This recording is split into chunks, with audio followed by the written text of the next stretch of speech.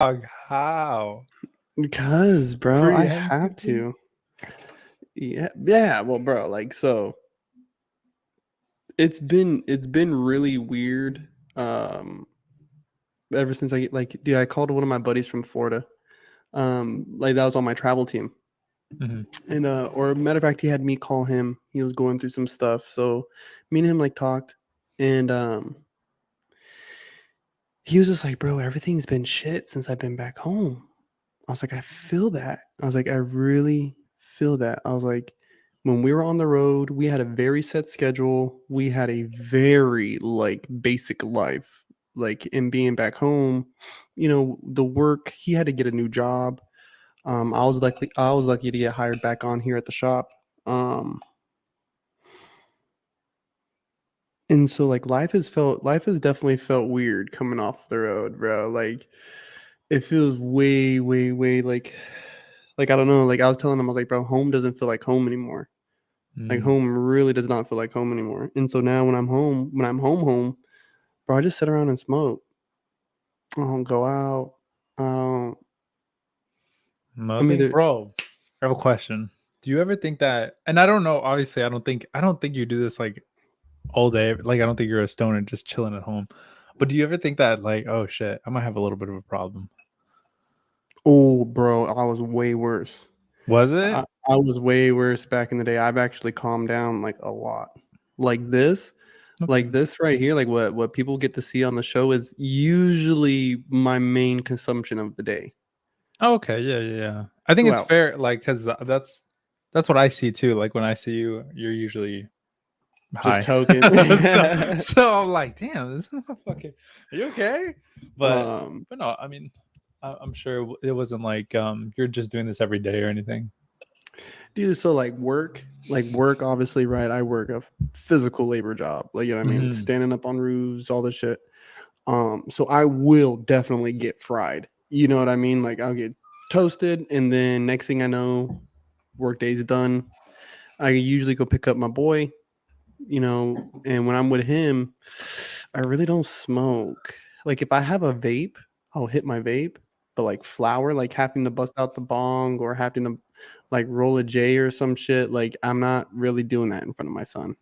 Hmm. Um, but once he goes to bed, like if he's spending the night, like once he goes to bed, oh fuck yeah, I'm going out on the porch and sparking up fat. Like you know what I mean? Like I'm about to spark the fuck up because it's like I'm taking these 5 minutes. I'm gonna chill. Oh, here's save. He Whoa, said, empty chair. Holy yeah, shit! he How did that literally happen? just stepped away from the camera as I put him on. Um, Oh oh, hi, what's up, Kitty? shirtless. Oh my Mm, god, that was mm. risque. Wait, can you do me a favor? Could you put me on this bottom part? Bottom. Yeah, bro. I'm a bottom bitch. Thank you. You're very welcome. Wait, what? Fuck, I don't know what today's topic is. I need to make the thumbnail for this episode. I know he mentioned it last week. I didn't want to assume that that's what we were going to talk about again today. Um, I'm always usually cool with just finding out when we get in here. No, That I'm puts down. the pressure on. I'm down for that for sure. I'm down for that, but I just since I make the. Can you chill? Sorry, my computer acting crazy. Since I make like the thumbnails for the thing. Oh, and I haven't been putting them in the Discord chat. I don't know if you guys want them. Yo, what is the topic, my guy? Damn, I feel like I feel like What the fuck, I don't know how to like I don't know how to label it. Let me get everything situated first. I was taking a shit, by the way, while I was watching your stream. Oh shit. You know, Literally. y'all the type of motherfuckers that I watch on the toilet. My guy. Let me get my shit started over here. My bad, bro. I was like rushing. No, you're good. You're good. I told You're y'all good. between 8:15 and 8:30, right? Oh, and You're good. yeah, You're yeah, you're good. You're good. good. You're Whoa. good. You're good. We're just Fuck shitting these on you, bro. people. I was just playing. I hate being shitted on. No. Oh. Well, you're gonna learn to love it, okay? Okay. Oh fuck. All right, let's just put the topic for on the podcast today as um the $1 million question. Whoa. I like that. The money shot, baby. You know what I'm saying? Mm-hmm. Fuck, I feel like you guys are so bright and I'm so dark. Yeah, just have- you do look a little dark, doggy. I look darker today, right? Mm-hmm. I feel like usually you look fine. Yeah, today it looks a little bit darker. Did I spell? There you go. There we go. Yeah. That's you. That's It was the stuff. wrong broadcast. That's right. It was the wrong broadcast. It was just picking up off my camera and not how my settings normally are. All right, let me. You live already, Corpse? You guys want Yes, the, sir. Yes, sir. We in the building. Give me 1 second, guys. Give me a second. Oh, now here we gotta wait for this motherfucker. Sorry. I'm just, I'm just fucking with you, bro. All right, let's see. Boom, boom, boom, boom, boom. I feel like I'm always on this side. I feel like I'm always right here.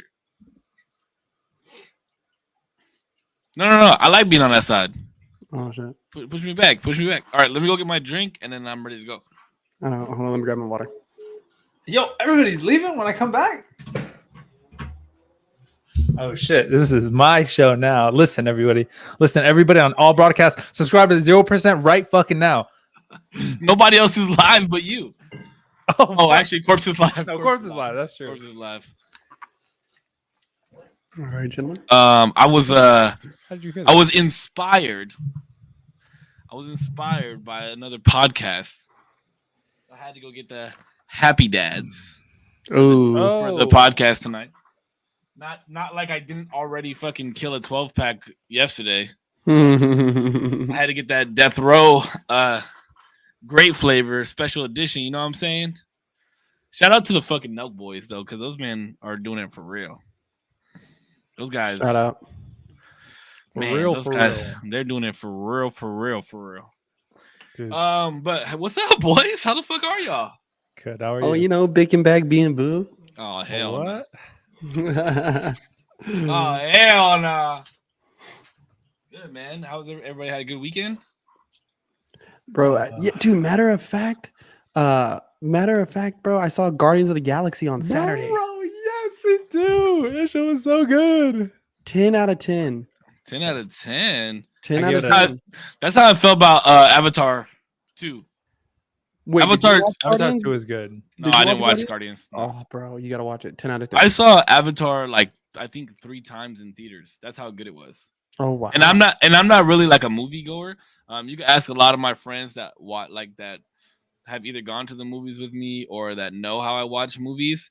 I always say movies are bad. Avatar 2, one of the best films I've ever watched. Number 1 Wow. or number 2? Which one better? Which one do I like better? 1. One is superior. Yeah. But 2, I think one of the reasons why it's one of the best movies I've ever watched was because I knew that it was a sequel, and a lot of times people fuck sequels up more times than none. Yeah, the only other time I felt like a sequel was better than the original was Jurassic Park. Jurassic Park, not Jurassic World. Jurassic Park: The Lost World was that was better than the original Jurassic Park in my opinion. So not the one. I didn't like the one with Jeff Goldblum as the main, but the one after that. That's the second one. That's the one where the T-Rex pushes the thing off the big long car off the side, and then she falls and lands on the glass, and it starts cracking everywhere. That's the second one. What episode is this? It's 9? pretty good. This is Episode 8. 8 or 9? 8. Yeah, 7 was last week because we said we had done 9 episodes in total. Yeah. So technically, this is like our 10th show together. Mm-hmm. This is the crazy? 8th. Whoa. I would say it's the 8th named. The 8th named The podcast. 8th named podcast. It's gonna feel weird without Zero next week, bro. Yeah. Ugh. I appreciate y'all, but It's gonna feel It's weird. separate. it'll be one show. I'll be back. I have to. Hey, family's important, bro. You gotta do your Yeah. fucking thing. You know what I mean? No explanations. But all right, everybody's live now. Everybody's got their drink, got their smoke. Everybody's ready. Mhm. Zero, you got gray sweats on today or not? I got green. I'm not gonna lie. Last week when we got off the show, I said I was gonna have a surprise for this week. Unfortunately, I wasn't able to make it, but I'm getting a shirt that says "Show me your dick." What the Yeah, that's gonna be the official. That's gonna be the official podcast. I shirt. wasn't able to get it, but it's gonna be a big ass. All right, well, Welcome everybody back to the usual Tuesday. You have your hosts here. I'm Save. I'm joined by my brothers Zero and Korpsx. The only reason I'm doing the intro today is because it's my week for the topic. Now, I beat myself up over this week's topic. Like I really did, because we kind of chatted last week about something that both of you guys wanted to bring up, and I was like, well, how can I make this like a segment without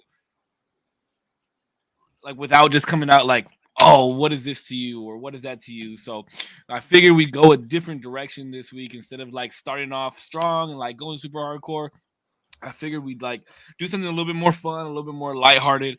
Now, the reason I said to Zero to name, to say that this podcast week was going to be the $1 million question was because everybody has sat there with their friends, especially like when the lottery hit $1 billion recently, and was like, hey, like, Crazy. like, man, if I was going to win, I'd do this. If you were going to win, like, what would you do with your money? And I would make sure my parents had a big ass house and this and that and the other. So my question is, like, wholeheartedly and truthfully to yourself, if you won like $120 million, what are you doing with the $120 million? Whoa, like what are you genuinely doing with the $120 million? And I don't want to hear like, I'm gonna give to charity and this and that, blah blah blah. Like, I want to know what you would really do with $120 million if you won the lottery. Sorry, I'm uploading the thumbnail in case you guys all want to use it for your stuff. If not, awesome. It's fine. It's cool. Awesome. And you're behind on a short this week. Just saying.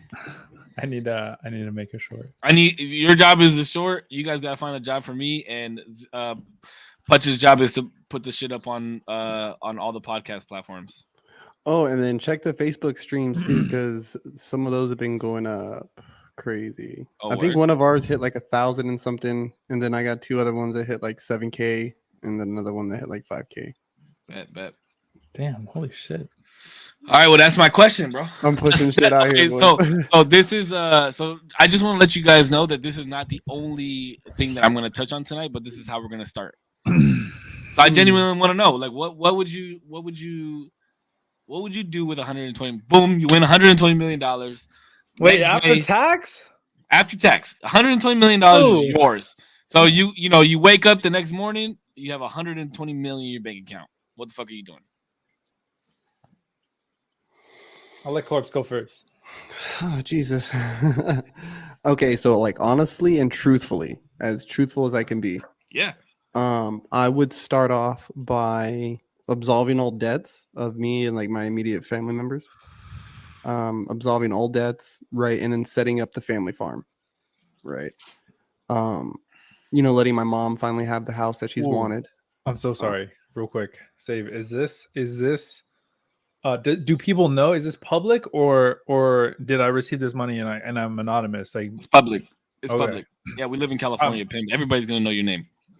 Yeah. So even public or private, like even if someone dropped like 120, just cash, cold, I would start off there, and then for myself, I would immediately invest in either some kind of business and or stocks, like dividend paying stocks. And I really like the idea of like dividend paying stocks because those generally pay you like either like on a monthly, quarterly, annually basis. So if I put enough money into that where I can catch a paycheck that I can live off of, then I have endless money. You get me? Like as long as the American stock market stays alive, I got endless money. It's just going to keep coming. Literally. Boom, boom, boom. I would want to set up some kind of like public works for natives, something to give back to the community with a piece of that money, bro. Okay, but what you doing for yourself, bro? And then the rest, I'm traveling the fucking world, bro. I'm literally traveling the fucking world. You're not buying a new crib. You're not buying a new whip. You're not fucking, going to the strip club. You're not gonna like fucking do something fun for yourself. No, definitely. I'm going to be the fucking Club 33 member at Disney. I am going to be at fucking... Are you that into Disneyland that you would be a Club 33 member? Bro, look at Darth Maul rocking. Dude, I got him on me. That was just recent Disney, though. That's not even Disney like that, bro. though. I got this, bro. I'm telling you. That's kind of a sick shirt. I have been a That is kind of Disney child secret. since forever. Matter of fact, my like auntie helped develop the fucking design for the California Bear at California Adventure. She helped like do the designing on that. And so she's worked with Disney for a long fucking time. So bro, she used to get me and like all my brothers and sisters in Disney for free. So like I've been going since I was a kid, dude. I mean, I've got lanyards full of fucking pins, bro. So I would be at Disney on the fucking reg, bro. Strip club, like I would own the fucking strip club. They'd call me Yeah, Mr. nah. Andrade. I was gonna say like Mayweather. I think Mayweather has his own strip club, right? I think But so. In I feel Vegas, I like think so. Mayweather is struggling. I would definitely travel. I would definitely be traveling the world, and I would want to like something I told her was like I want to travel the world and I want to find all the big cities like they're like rat hole like restaurants, like like the little hole, Hell yes. like little hole in the wall joint, dark as fuck, all musty, like, but it's fire, like fucking like the locals know about this joint. That for sure. That would be what I spend my money on, is the That sounds airfare, sick. boat fare, and the Bro, food. would you ever fly economy ever fucking again? I would Fuck never touch no. fucking economy, bro. I'd be like, nah, fuck that. First Dude, class. but 120 always. million's not that. It's not that much. No, It's but a lot though. It's a lot if you use it right. That's what I'm lot. saying. So, like, would I still fly economy? Maybe. Because, like, why am I going to be so bougie if I'm literally about to hop out and go travel 13 different countries because I got the money to do it? Bitch, I'm going to do this shit in my flip flops. I don't give a fuck. Like, And that's how rich people live, right? But at the same time, you gotta think a first class flight to like what, say here to New Zealand, it's really not that much compared to what $120 million is. You're spending like maybe 9 racks round trip for first class. Mhm, But let's mhm. deduct all the other expenses I've already done. My mom's house, the ranch, kids' tuition is fucking paid. Like, Okay, what are you paying for the ranch? Maybe 2 mil? like, 2 well, mil bro, for everything? I just worked on 2 a ranch in Malibu that was valued at like 50 some million. dang, And it was nuts, bro. That's It was crazy. fucking huge. I Yeah, was like, but how much they probably had unnecessary shit for 50 mil. And let's be real, are you gonna buy a ranch here in California? Probably not. oh, absolutely True. not. Dude, I could get like 7 acres in North Carolina for $80,000. That's what I'm saying. And then you build $1 million worth of stuff on it. You didn't even spend 1.5. You're good. Fair enough. You use very little of your 120. All right, I could fly first class, dude. It's all right. And you can wear your fucking rainbow flip flops as long as you want. But I would like dead ass, like I would be lined in the finest shit. Like, you know what I mean? Like my dress shirts would be nice dress shirts. My dress shoes would be nice dress shoes. My kids would dress in fine linen. Like, you know what I mean? But for the most part, I don't want I don't know about that. I don't know about the kids. Yeah, like to an extent, like if they're like put 17, Gucci 18, shirts on your fucking son. no, like Well- 17, 18, I'll buy them nice little outfits to go to school in. Like, you know what I mean? Their senior year of high school. But nothing too crazy. Like I would still want them to live modestly so they learn how to like manage money and live and understand big sums of money turn into small sums of money really fast. Like, you know what I mean? But traveling, bro. That would be my biggest thing, is travel. What about you, Zero? I want to hear you're gonna have like a crib like Richie Rich's pad or something, bro. Nah, bro, that's the thing though. I don't think any of us really care too much about. Well, maybe the house is different. But so this is what I would do. Boom. I just got 25 mil. I'm at work. 120. Don't add 5 mil. You I ain't thought special. You don't get 5 mil more than us. Inflation. My bad. Inflation, he says. He's the youngest, so he gets to go first. So I get the check. I'm like, damn. Or I get the notification. I'm like, damn, I'm at work. Whatever I'm doing, I'm like, man, fuck this. I'm out. I'm not even telling anybody. I'm just dipping. I'm out. Fuck it. For real? You wouldn't even put your 2 weeks in? Nah, I'm lying. I'd probably tell somebody. I'd be like, listen, I'm 120 mil wired to the bank account. You know, you're talking to a multi-millionaire, bitch. I'll give you 10,000. You keep your mouth shut. I'm like, listen, I'm trying to do this chill. I'm just relaxed right now. I'm freaking out a little bit. Something happened. I got a dip. To be honest, I'm not gonna lie to you. I might not be in work for the next, couple months. So I might as well quit. So, he's like 120 mil goes kind of fast. So super early 2 weeks. But I gotta make it snappy. So make it like the next hour. I gotta be out of here. And so I dip. I'd obviously dip from work. I'd quit my job, whatever. And then I would do. I agree with the stocks thing a lot. So I'd probably buy a couple properties. Like I'd want it to be generating some sort of flow for income, so that way I'm not like stressing when I'm at 50 mil and I'm like, oh fuck, I haven't really done anything other than, or at like 1 mil left. You know what I mean? I don't want shit to go to waste. So I'd probably heavy go into stocks. Probably just like some good. Damn, like. You think you'd get it all the way down to 1 mil? I'm just saying I don't want to be like, oh, I could always invest later, and then I'm like 1 mil. I'm like, okay, I get what you're saying. You know what I mean? Yeah. So early on, I'm like, boom, my fucking open up my Robinhood. I'm going heavy into ETFs, whatever the fuck. Fidelity. Wait, you're gonna be a multi-millionaire using Robinhood? Well, I just turned. I'm like a young multi-millionaire. Yeah. You're gonna have a broker or fucking a lawyer or somebody helping you put your money into stocks and shit? No, because I mean, like. No, I don't know. Maybe that's what I had somebody tell me. I had somebody tell me if you have to hire someone to manage your money, then you need to sit down and study money. You need a lawyer. I'll tell you that much. I think a lawyer is one thing. A lawyer is definitely one thing, but it's like these financial investors and shit, personal investors go read about shit first before you get involved, because motherfuckers get robbed blind. So I put hella money into ETFs, just like little S&P 500 stuff like that. EFTs, you mean? No, ETFs. No ETFs. Yeah, ETFs. Oh, I thought you were talking about like tokens. Oh no! Like crypto? Is that what you mean? Yeah, that's NFT. I have some of those, and they're all to dog shit. Not that I don't believe in it. They're just early tech that I got into way too early, and I didn't know what the fuck. COVID brought the prices of those things way up. Yeah, so we're bored.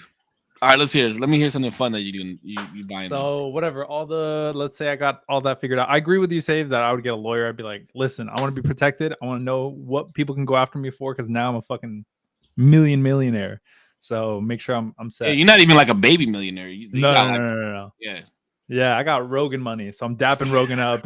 Okay.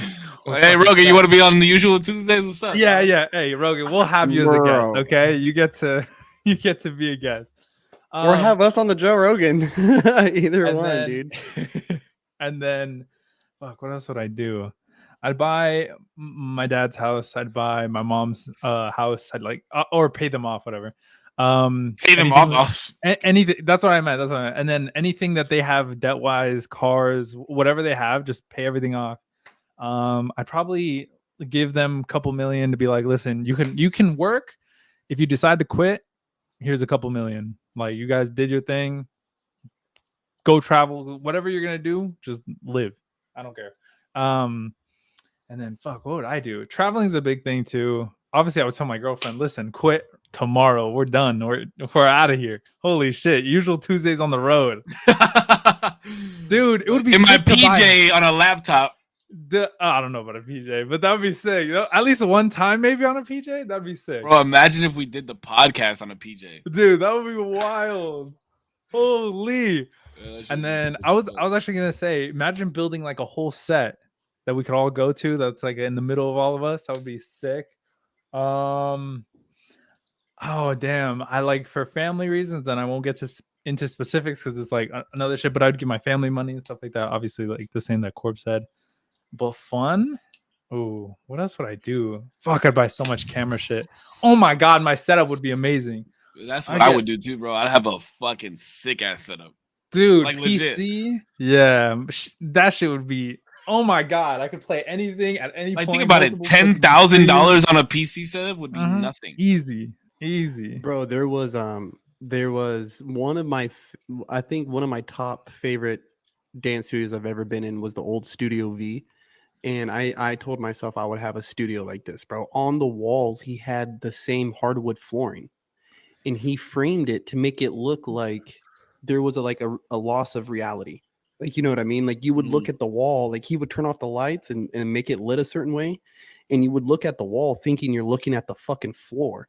And it would be like all the way going back like that. Like it looked like it was never ending or some shit. Bro, Like like it looked like you were like Tunes? stepping off into space, dog. Like, whoa, bro. I would sit on the floor with my feet against the wall and just think like I'm walking across this and this drops off right here. Dude, and I want something like that. And I want like mirrors like all in this bitch. So no matter where you look, you can always see your reflection. Like, you know what I mean? Like you always see yourself. And like do some crazy shit, bro. Like I would definitely build like a dance studio, podcast studio, bro. Yeah, all you that would have shit. Spot, bro. Imagine That how would like be- yeah, you could build your own spot like depending on where you live. Like, you Bro, can imagine like, building a podcast studio with rooms, like bedrooms. So when you have guests fly in, you can have guests fucking fly in. Be like, hey, bro, just crash tonight. Like, it's got a kitchen, got the restrooms in there, all that shit. Yeah, And you'd I'll be just like, wake it's you up in nothing. the morning. Yeah, it's nothing. dude. Yeah, and then I don't know. I'd be lying if I'd say like I wouldn't buy like clothes and stuff. I mean, I would, but I don't really care about like. I realized I really don't care about like too much clothes. It's crazy because for both of y'all, like neither one of you guys really said that you about the kind of house that you would buy yourselves, and neither one of you guys said what kind of car you would buy. I was gonna say that I'd buy a house. I'd probably buy a house here. I mean, I want to stay in California. I buy a house, but I don't want like a mansion. I want something pretty modest, like still like 3 bedrooms, 4 bedrooms, something like that. But I don't want like 6 bedrooms, 7 bed. Fuck that. No, that's Yeah, that's too much overhead. Yeah, you don't need Yeah, that I much don't- fucking yeah. space. I don't need all that shit. All right, what kind of car are you buying though? If you had to buy a daily and a weekend car, what you buying? I might be an Elon just fanboy, but I buy a Tesla for the Tesla? daily. Just fucking all the bells and whistles. I don't give a fuck. And Like and an I want S or a 3? tomorrow. What's the sportier one? Is it a 3? The Or S. no, that's the S, huh? Yeah.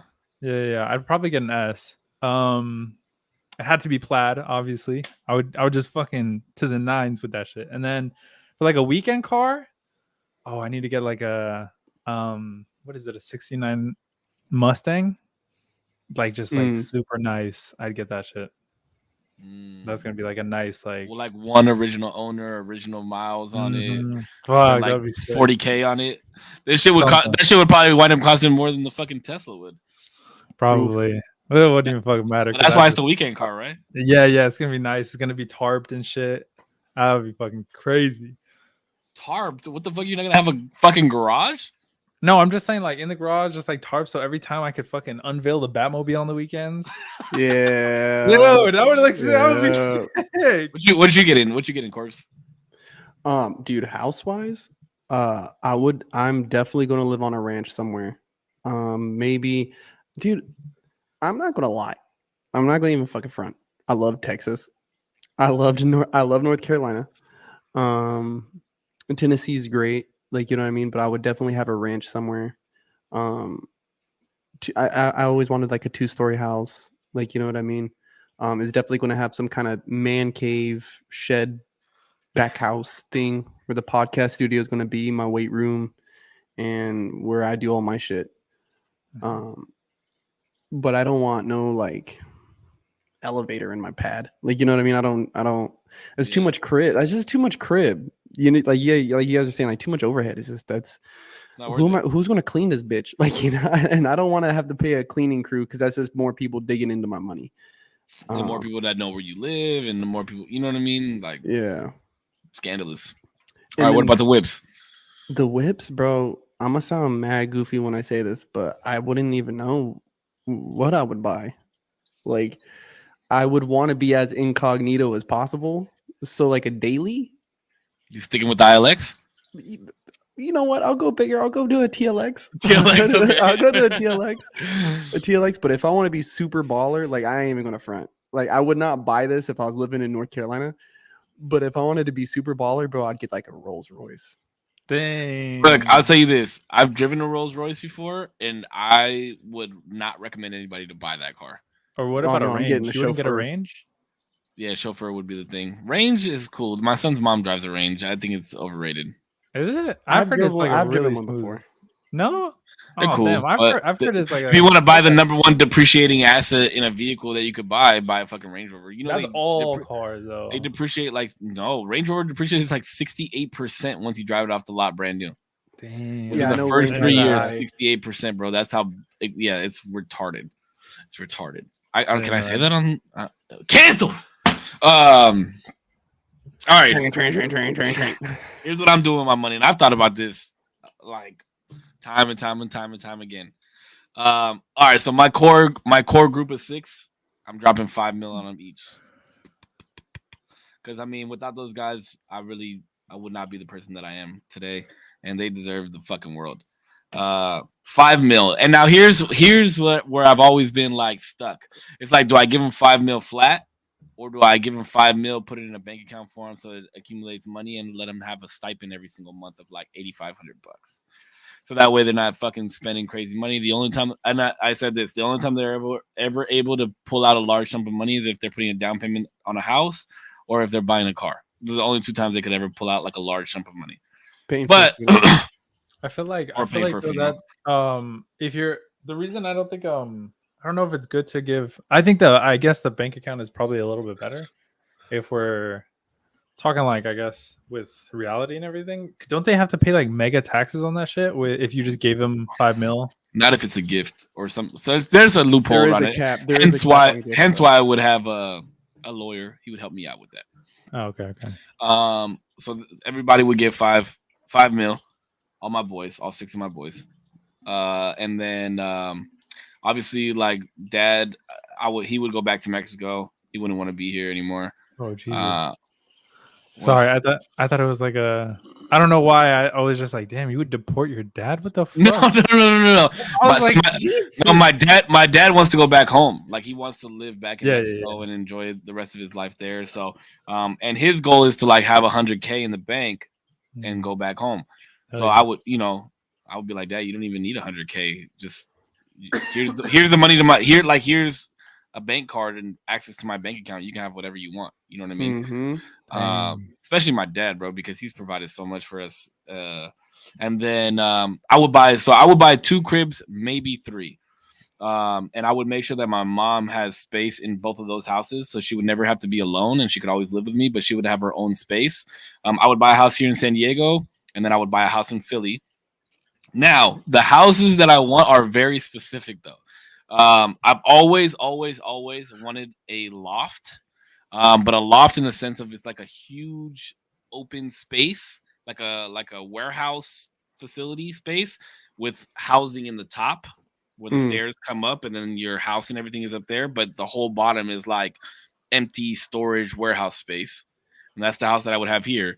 And then I've always wanted because Philly is like old buildings and shit like that. I've always wanted something that is like old on the outside, like an old bank or something. And then when you walk in, it's all renovated and brand new. So it looks shitty on the outside, dope as fuck on the inside.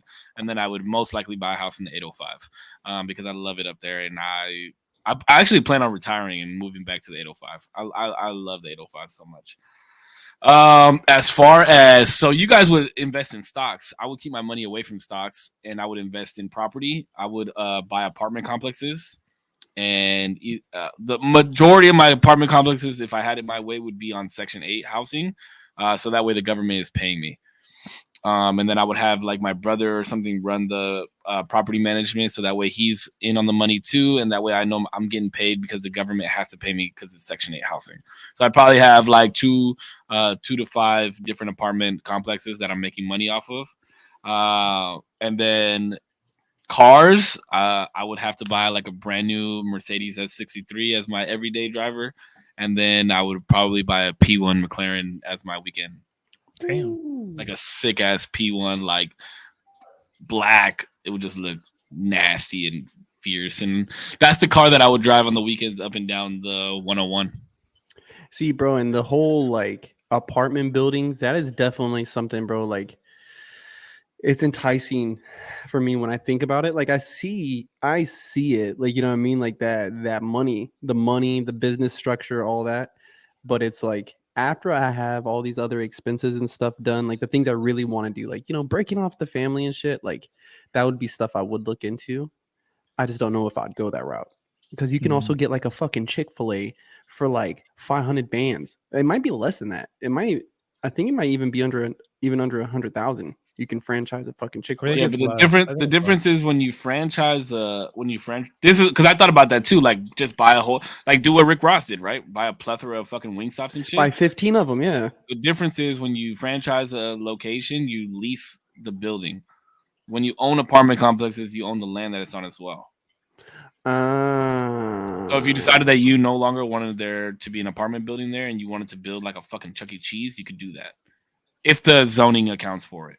See, I heard that Starbucks and McDonald's aren't like food and beverage; that they're real estate companies.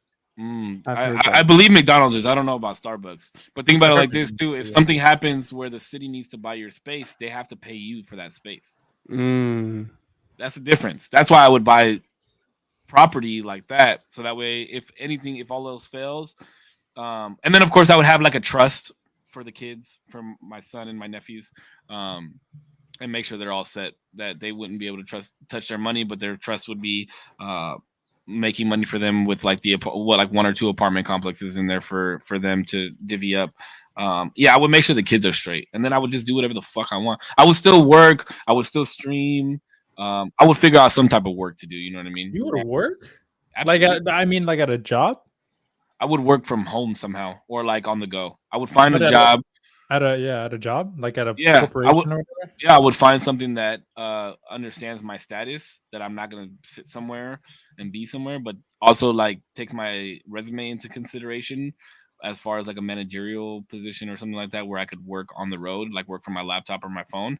And I would absolutely work, because like honestly, I've taken months off at a time, and COVID fucked me up so much that I realized I have to work, bro. Like I have to do some type of work, whether it's this, like I consider this work. And it's funny because I was talking to my brother, like, oh, what should I do for a podcast? And he was like, why don't you do like what content creators, what they do in the background that people don't see, that stresses you guys the fuck out, and that you guys have to get ready and buy all this equipment and do all this. And I was like, yeah, now that I think of it, that it essentially is work. The more that we do this, it's work. Yeah. But we enjoy it so that it doesn't feel like work, but it's work. It's work. Yeah. But I mean, and even then, we're not like going ham, right? Like we're not really promoting the podcast as hard as we could be, right? Like each one of us could be making shorts for our channels. Each one of us could be fucking snipping clips and doing this and promoting it on our own Instagrams, and we're not even going that hard. You know what I mean? Like I think maybe once it catches traction or something, then we might whatever. But I'm just saying, like, this is easy work right now. Easy move. And I think we were honestly still feeling each other out in the beginning, like, oh, how long are we actually gonna make it? Like, are we gonna make it to 10 episodes? Which I think Zero might not make it to episode 10 because he's gonna be gone next week. But okay, so we know what we would do with the money, right? We know what we're buying. We know how it would feel good. So all right, so here's my question to you guys. If you had the opportunity, now we're sitting here fresh in our minds, what we would do with our money. If you had the opportunity to bring one person back, Jesus, and not have any of that money, but the catch is you only get this person back for a week, would you give up the money?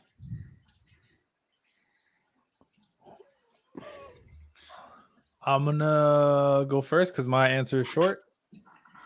And I don't say this. I don't know. And like, I'm not trying to be cocky. I'm not trying to really be anything other than like humble right now.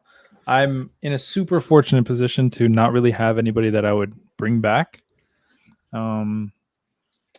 So I don't know if this question would really be good for me to answer. You know what I mean? No, I mean, you could still say if you would, right? I mean, it could be a pet. It could be it could be anything, bro. Something that you've lost, right? Would you give it all? Would you give up all your money that you just won for 1 week? And the reason I want to talk about this is we'll see. You'll see where I'm getting to. But would you do it for a week? I know Pudge is thinking real hard about this one, bro. I knew what it was gonna do to him, but I was like, I had to do this. There is a part. There is still that part of me that's like, yeah, like in a heartbeat. Like if there was no one else to consider, like with that money, you know what I mean? If there was no one else I had to take into consideration when it came to this cash, oh, I'd piss on it. Like, you know what I mean? I'd flush it down the toilet. Quick shit, no problem. And do you mean just Elijah, or you mean like your whole family in general? Like my family, Elijah, like, you know what I mean? Like everybody, bro. Everybody. Like my babies who's going to be affected by this money. Like, you know it's what I mean? generational wealth, essentially, right? Yeah, that's what I have the opportunity at. And to have this person for a week, to what? Like, to what? Well, You know that's what I mean? I don't think, like, I might be saying this again because I'm super fortunate right now, but I don't know, even if somebody super important to me were gone. Oh, that'd be so fucking hard though, because if they were gone, I know I would like take a lot of time to think about this. But at the end of the day, I think I still would pass on it and keep the money. And that might sound fucking terrible, but only because I'm thinking in my head, I should have enjoyed every moment of your existence while you were here. Mm-hmm. And if I didn't say something, and that's, I'm like leaning more and more into that as like I get older and stuff like that. And I do this with like my dad and stuff like that. I'm like, if I didn't say something, or do something to show you that I love you, that's kind of on me, and I have to live with those consequences. And just because I'm given the opportunity doesn't mean I have the right to like fix that. It's kind of something that I have to live with. But I know I'd probably be hypocritical and fucking dump that shit so quick. Well, here's my reason for asking this question, right? And it hit me like a ton of bricks while I was sitting there thinking. Remember how I told you guys last week, like we want to talk about grief. We want to talk about what grief has done to us, and some of us have lost more than others have. And I thought to myself, would you be willing? The way I set it up was, let's talk about all this good stuff that we would do with all this money and get real fucking happy and excited about it, and then see if we would give it up. And I'm not surprised that your answers are no. Now your answers are no for reasons that I didn't think they were going to be no for, but the biggest reason that I thought either one of you guys would have said no was the grief behind it, right? I mean, you go through the stages of grievance to finally be past it and be at peace. Whereas if you're giving up everything just to have this person back for a week, now To you've just lose them again. You've reopened a wound, and to even think, okay, I know this person is going to be back for a week. Are you going to be enjoying your full week that whole time, or are you going to be counting down the minutes where you have to go through that whole grievance process again? Mm. You know what I mean? Because and even then, I think grieving would start initially because you would already be in denial that this person's gonna leave in a week. You'd already become depressed and angry that this person's gonna be leaving in a week. You know what I mean? So you wouldn't really get to enjoy your time. And it's like what Zero said, right? We're supposed to appreciate, like, that's the beautiful thing about life and death, and in the essence of why we're here.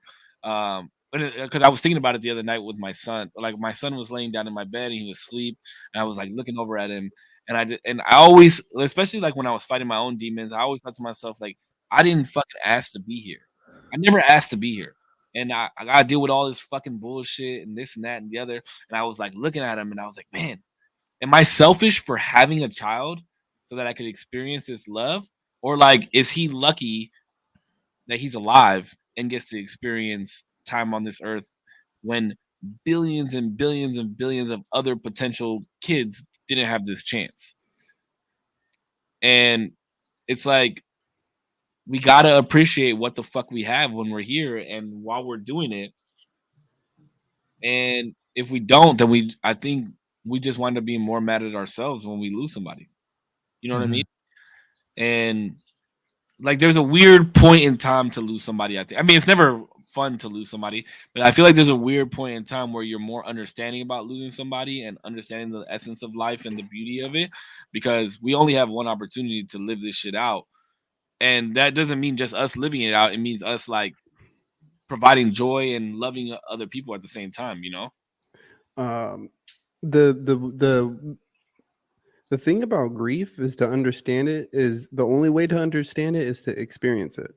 You have to experience it to understand really what like grief feels for someone. You know what I mean? Now, the worst thing you've ever been through is the worst thing you've ever been through, right? So some people haven't lost anybody close to them, you know, in the sense of like where I know people who've lost, you know, moms, dads, kids, they've lost their brothers, sisters, like they've lost people fucking close to them. And I don't think it's a selfish thought to be like, yo, I didn't ask to get fucking brought here. You know what I mean? Like, I don't think that's a selfish thought. And I don't think it's either, it's also because I think it's one of the most powerful thoughts when we look at our children and we say, they didn't ask to be fucking brought here. Like, you know what I mean? They didn't ask for any of this. So, like, I got to be the man that I got to be. You know, like, Elijah was born damn near a year to the day after my dad died. And so, like, I really never had a chance to, like, really grieve the way that I needed to, I felt like. But I was able to get through it because at the time I had a newborn. And, like, you know, and it's like this, he needs me to be strong. Like, he needs me to be strong. He needs me to be present. He needs me to be, like, alert and alive. And so, because he didn't ask to get, he didn't, you know, he didn't get asked to be brought here. Do you So think do you think you ever finish your grieving process? I don't know. I don't know. To be really straight up with you guys, if I could be really straight up with everybody, I don't know. I don't know. Because there's times, bro, where it hits me like a fucking sack of bricks. Like there's really some times where I'm just like, fuck, I wish I could call my dad. Yeah. You know, because he would know what to say. He would know what to do.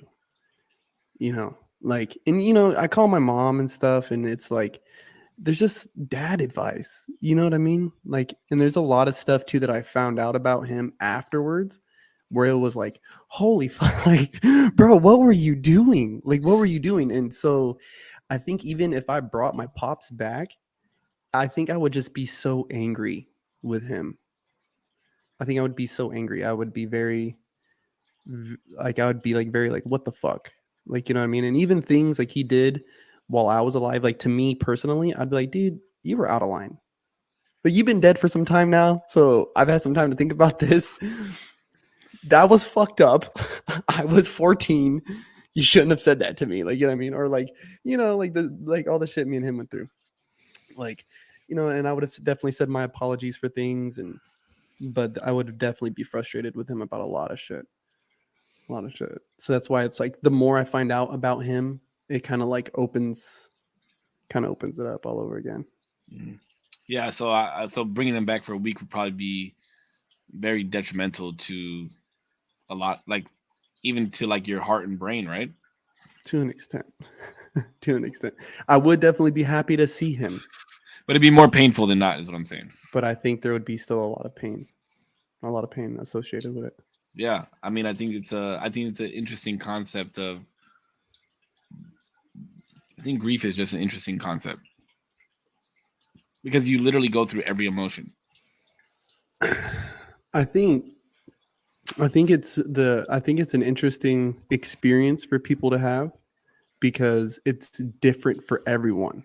No one's experience of grief looks the same, feels the same, anything. And so when I'm like, I was sitting with a homie, bro, and like he was just going through his brother had passed away. We're there the night of, and I just remember just sitting there and like people are like kind of like corralling him, you know, he's crying, and I'm just sitting in the chair across from him. And I just remember him looking at me in the face. He's like, "How'd you do it?" I was like, "Just how you're doing it. Just do whatever you got to do, dude. Like, you know, like just cry, throw up, punch something. Like, you know, we're here just to make sure you don't hurt yourself, like in a serious way. Like, that's the only reason why I'm sitting here right now. But other than that, bro, you know, just get it out. Like, and that's the weird part about, to me, to grieve, because it's like some people are going to recluse themselves. Some people are going to like seek your company. And it's like, I always remember asking my mom, like, what do you say? And she's like, sometimes don't say nothing. Just be. Mm-hmm. Yeah, because it's like that energy, right? Like we always talk about, like at a session, the energy of just being there, people being there. It's like the energy of another human being in your presence is a lot different than if you were sitting there by yourself. Even if you guys don't talk or say anything at all.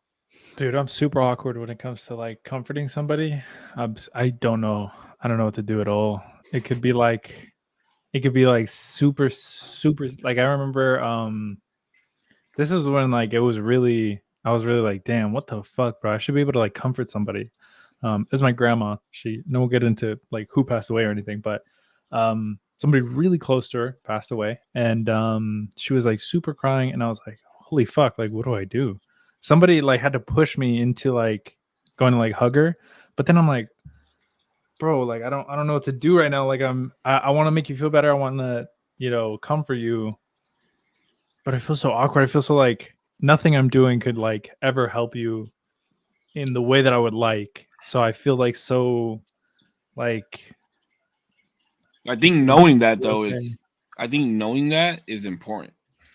Like knowing that there's nothing that you could fucking possibly say or do, but embracing somebody is like showing love, right? Like you have to show your love. Yeah, and like, I think I try. It's interesting because I asked my dad one time because we had gone to somebody's funeral, and we went to go, like everybody meets back at the house and eats and shares stories and all this shit, right?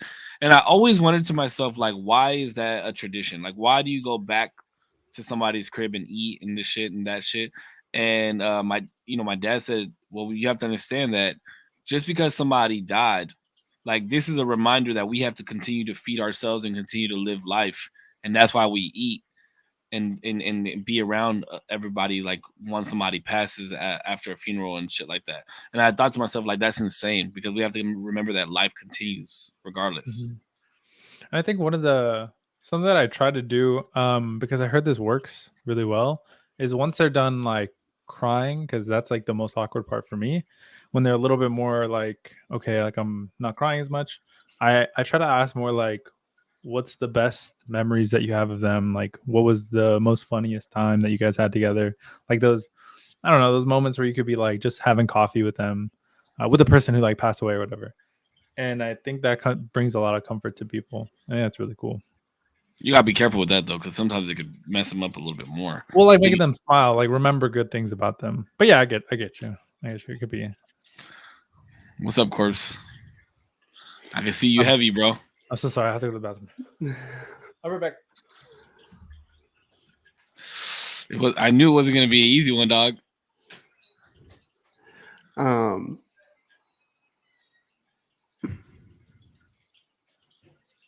Like I even thought, dude, like for a second right now, I was thinking like, dude, what if I was gone? Right? Like, and Elijah, See, these are these intrusive thoughts that we were talking about last week. The what ifs, bro, that fuck us up. Yeah. Like, would he? Take your time, bro.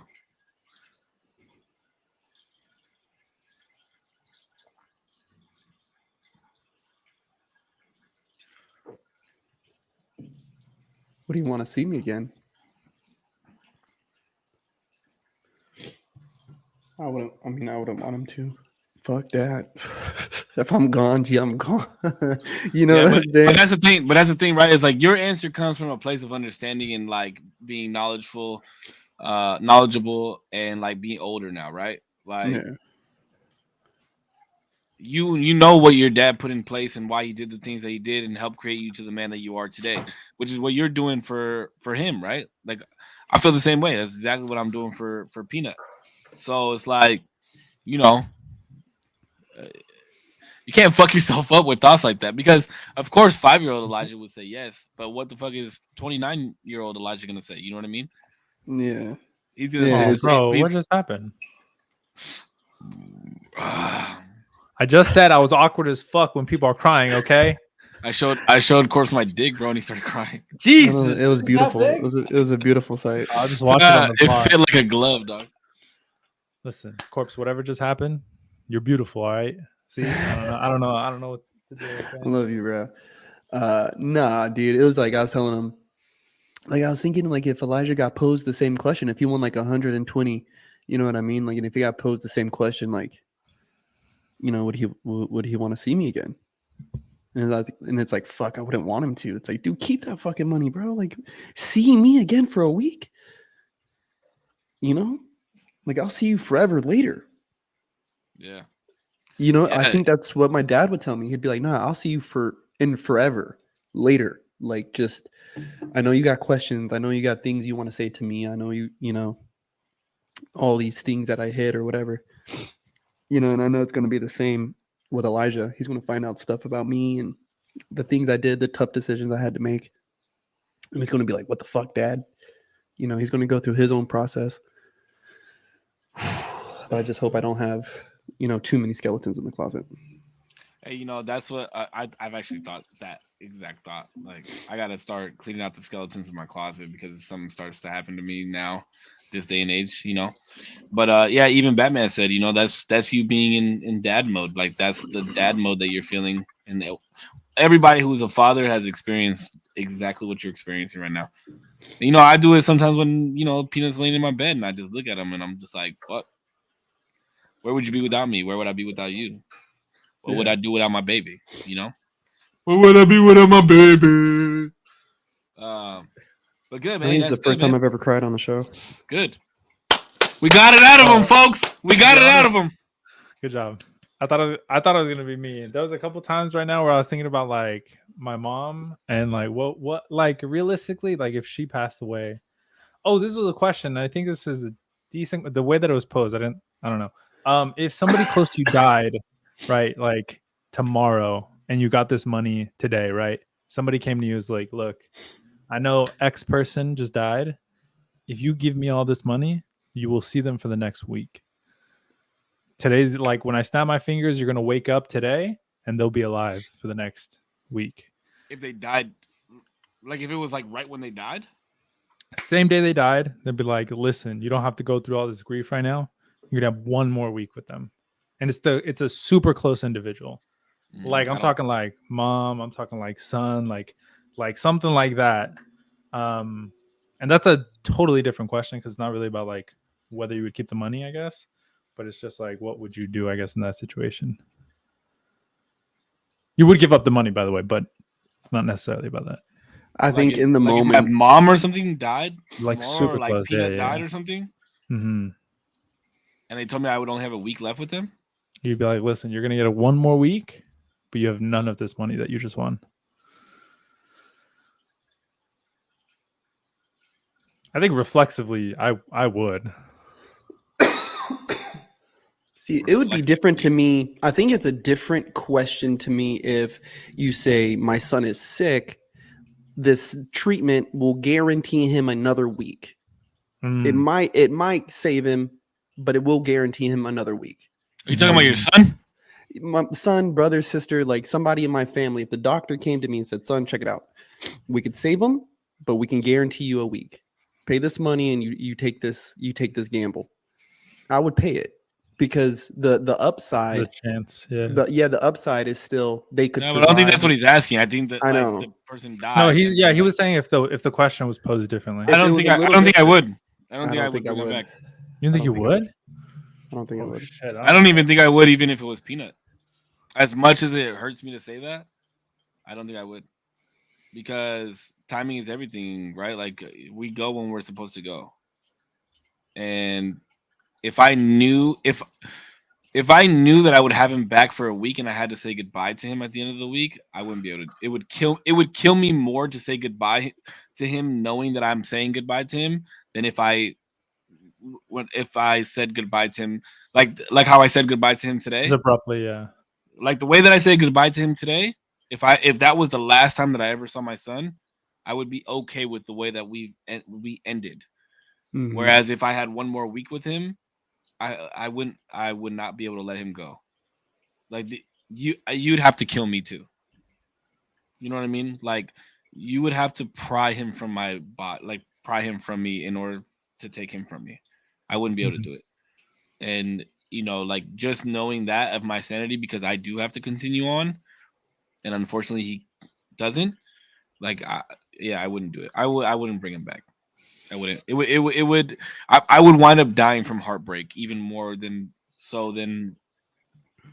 from the original death. Yeah. Damn, remember- that one fucked me up, bro. Like thinking about how it would be my last day with him if I had him back for a week. Like just thinking about like there was like a clock that's counting down how many seconds I have left with him is like, wow. That is a feeling I've never felt before. bro. When I would go to Florida, and the moment my feet would touch down, that clock would turn on, and I'm over here trying to just enjoy the fucking moment.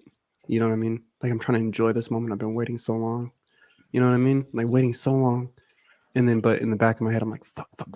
I'm getting like notifications on my phone, like, oh, your flight. Like, shut up, bitch. Like, I don't want to fucking hear this, bro. So I couldn't imagine if it was like, yeah, bro, like somebody I love, like, I will never see you ever again. Like, until it's ever again. You know what I mean? Like, you don't see them. Like, that shit would fucking kill me. I already have anxiety enough as it is. Yeah, the only time I've ever experienced death of somebody that was like something or somebody that I was really, really close to was my other dog, Coda. And it fucked me up because he died in my arms, bro. Like he died in my arms and I live alone. So like I was like, what the fuck do I do? You know what I mean? And like immediately I called Gabe, who's gonna be our surprise. Who's gonna be on the show next week. Super fucking intelligent guy, bro. One of my best friends in the whole world. And I lost it, bro. Like I lost it. And he wasn't even my favorite fucking dog. You know what I mean? Like when this little fucker goes, it's gonna be hard, bro. That's my best friend in the whole fucking world. And yeah, man, he took his last breath in my arm, and then his body was just there, you know, and it was like it was fucking hard, bro, because I've spent the last 11 years with this being in my house, feeding him, caring for him, and you know, like everybody who has a dog understands, like that's unconditional love, right? Like these they don't want anything to do with anybody else, but they want to love you and be around you all the fucking time, and it's like, you know, like I remember pulling up to the crematory to drop him off. And the only reason I'm thinking about this is because I was just thinking about like if I had one more week with Peanut if he passed away. And yeah, I remember pulling up to the crematory to drop him off, and I couldn't get out of the car, bro. Like I sat there for probably 30 minutes crying with this fucking dead body on my lap, and just like just thinking about his whole life with me. And it was honestly one of the hardest things I've had to do to date, and I'm 31 years old. My grandfather has passed away, my grandmother has passed away. I wasn't very close with them. I shared this space with this dog for 11 years, and it fucking broke me down, dude. And I don't think I've ever broken down like that, but the beauty of it was anybody that I called or anybody that I text and let them know, like anybody that was close to me that knew him, they were like very understanding on how my emotion was, because I don't cry a lot, bro. Like I'm very, very like I'm like Putch. This man is hardcore to the bone. I'm glad I broke his ass on the stream. But yeah, man, it was cool to see that everybody was very supportive in like, yo, you want me to come over? You need me to bring anything? Like blah blah blah blah blah. But yeah, that's the only time that I've ever experienced death like direct with me. Like I've experienced people dying with people that's close to me. I've never experienced anything like that. So it scares me. It scares me for like when my parents pass away, or like if my brother was to pass away. But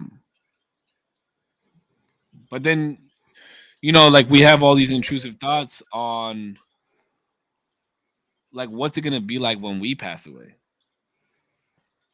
And this is why I live my life the way that I live, because I want, like when I pass away, I used to fantasize a lot on death because I was so scared of it.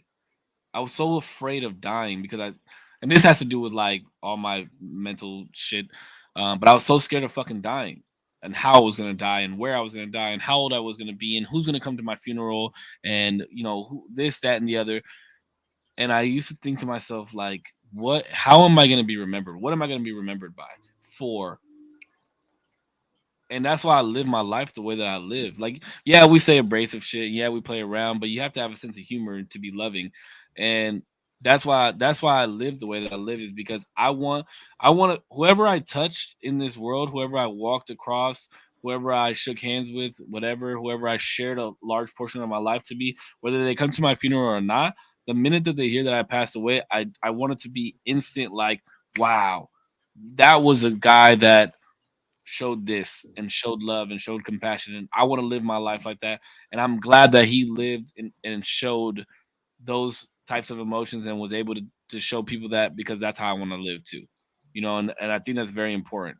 And that's why, like I said, like, that's why I think death is very beautiful in a sense for that reason, because it changes people's lives. Yeah, it's definitely something that can, like, after time, it is going to make you a better person.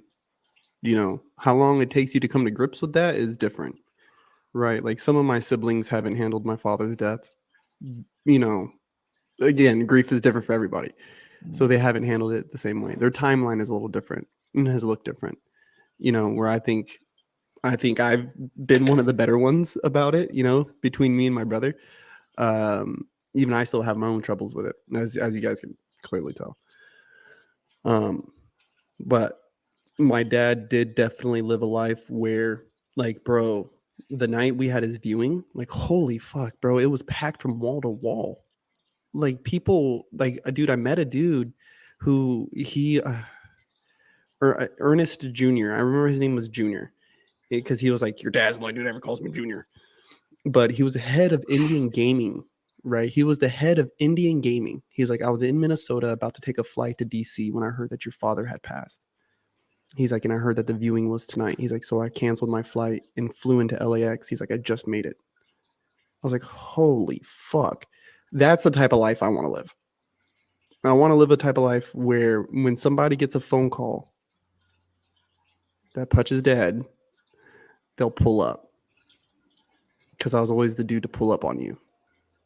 And I hope you laugh, because that's all I just hope you laugh. Like, when you look at me, I just hope you look at me and be like, just laugh, dude. Just have a good old laugh. Dance. For the people who are going to dance, like, dance hard as fuck, dude. Like, don't, like, I don't want to live a life where at the end of it, people are like, oh, if he had just done this, or if, oh, he had just, done that. I want him to be like, oh, he was a funny motherfucker. He was a funny stand-up dude and a funny motherfucker. And a good dad. Thank you. Yeah, dude. Like, likewise for sure. But that's simple accolades. I hope I can have at the end. What you got going through your head, Zero? You look like your mind is just, the gears are turning like crazy. No, I mean, I don't know. Maybe it's like a sad thing, but when I was younger, it's taken me a little bit to like think differently, but definitely when I was younger and up until maybe recently, I thought, like, if I died, nobody would care. Like, it doesn't really matter. But the older I got, the more I'm like, well, I don't know. I guess maybe I could strive for people to not necessarily care. Like, I don't really mind if people don't like stop what they're doing or anything like that. But I just care that when like I go, fuck, hold on, sorry. Take your time, bro.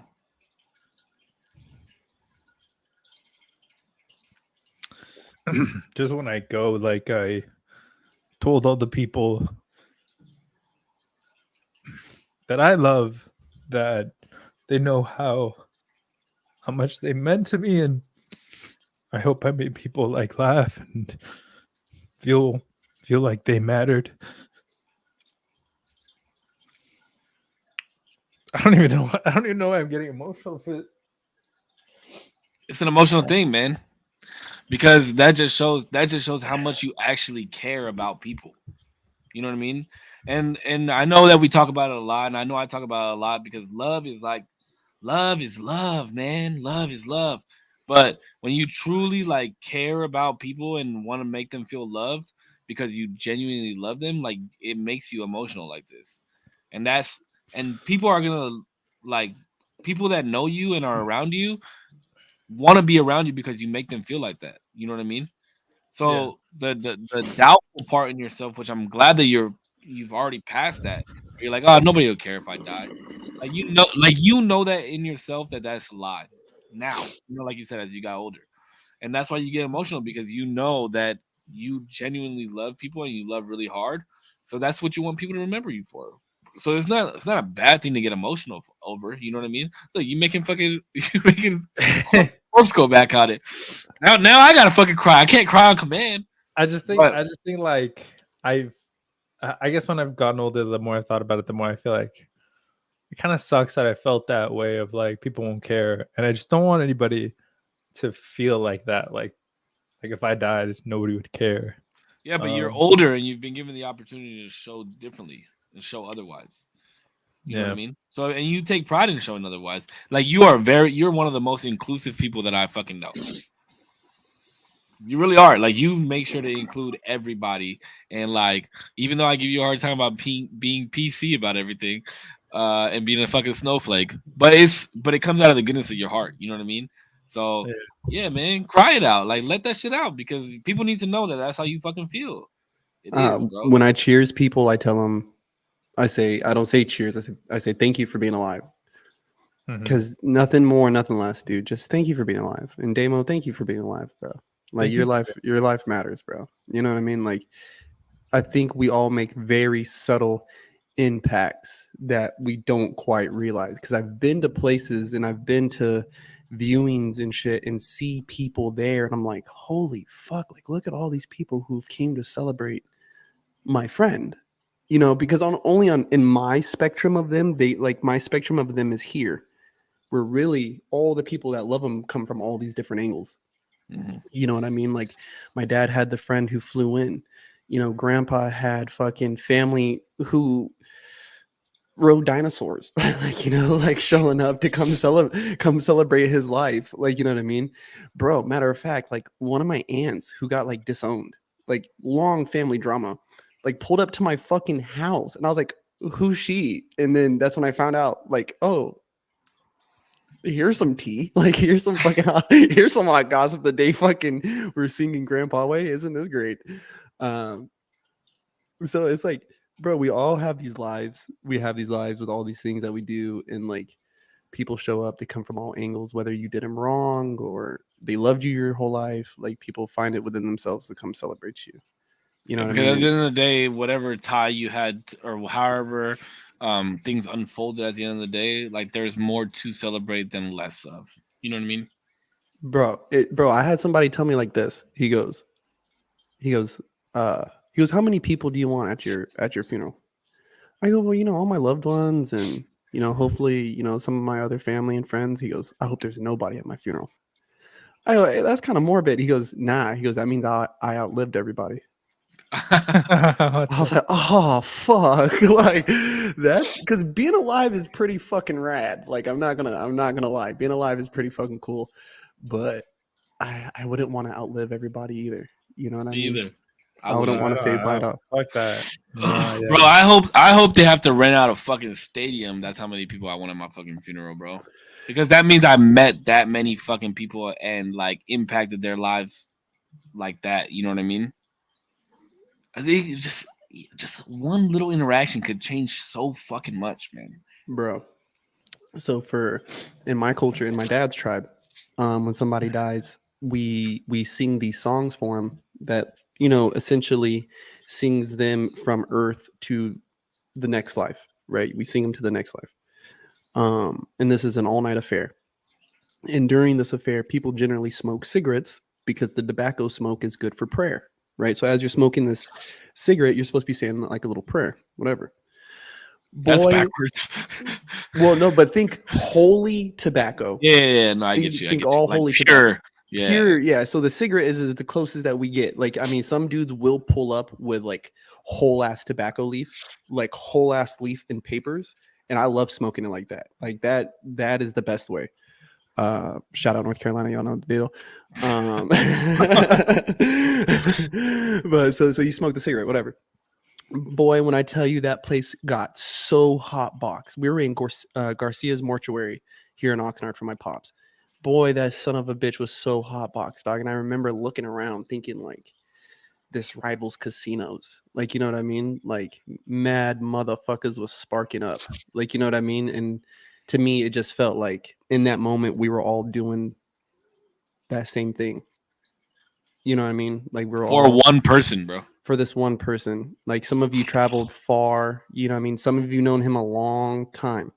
Like, bro, my speech for my pops, I remember I told him, like, some of you guys know my dad longer than I have. So, like, you know what I mean? Like, because I wasn't too nice during my speech, but I was like, you motherfuckers. So I'll see y'all around. I'll see you around. But yeah, I know. I hope if I'm surrounded by people, I hope it's people that genuinely love me and they celebrate. I don't want it to be sad. I want it to be colorful. Yeah. Like no black. Like nobody wear black. Oh, I want everybody to wear black. Now wear like green. Black is Green was sleek. my favorite color. Yeah, I like wearing black, bro. Black and sleek. Hell yeah. Mhm. Yeah, that way everybody looks like they, that way the camera doesn't add 10 pounds. when they take Bro, pictures. I seen a video of a dude. I guess he was like they had lowered him down into the ground, and they had a recording of him play. Go, what the fuck? Let me out of here! It's fucking Oh, dark. that shit, dude. Yeah, man. Oh my That's funny. god, I need something like that done at my funeral. But I don't want to be buried. I want to be cremated. Yeah, I want to be cremated as well. Ooh. But then I thought about it. If I get cremated, people can't go visit me. That's a part of grief I I wonder- never want to deal with. Visit or what do you mean? You Is visiting? like I thought, yeah, like I would never want my son to come visit me at a dead, like his dad's body in the dirt right here. Like Yeah, but you're gonna be on his mantle if you're cremated.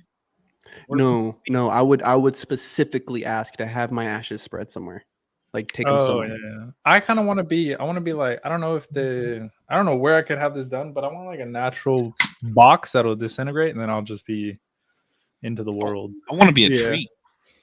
That'd be Yeah. cool.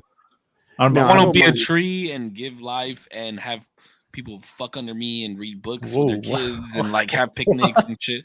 Yeah, bro. Fuck yeah. Put me in a Fuck under prime you. spot. Put me in Yeah, a no, prime I fucking don't spot. mind. I don't mind that. Like, yeah, put me in your garden. If you want to do that with my ashes, put me in the garden. Put me in the rose bush. You know what I mean? Put me wherever. I don't care. But do something with my fucking ashes, bro, and let me be. Like it's a part of our culture. It's a part of our tradition, and I'm trying to follow that tradition, like hardcore. Well, I mean, we made it through my segment, bro. That's literally what I wanted to chat about, and like, That was hard. yeah, I'm glad we got there. Wow, look at that shit, bro. Pat myself on the fucking back for that. Damn, I got 2 out of y'all, 2 to cry. What would you guys say is like two of the things you've ever grieved the most? A breakup Mm. for sure.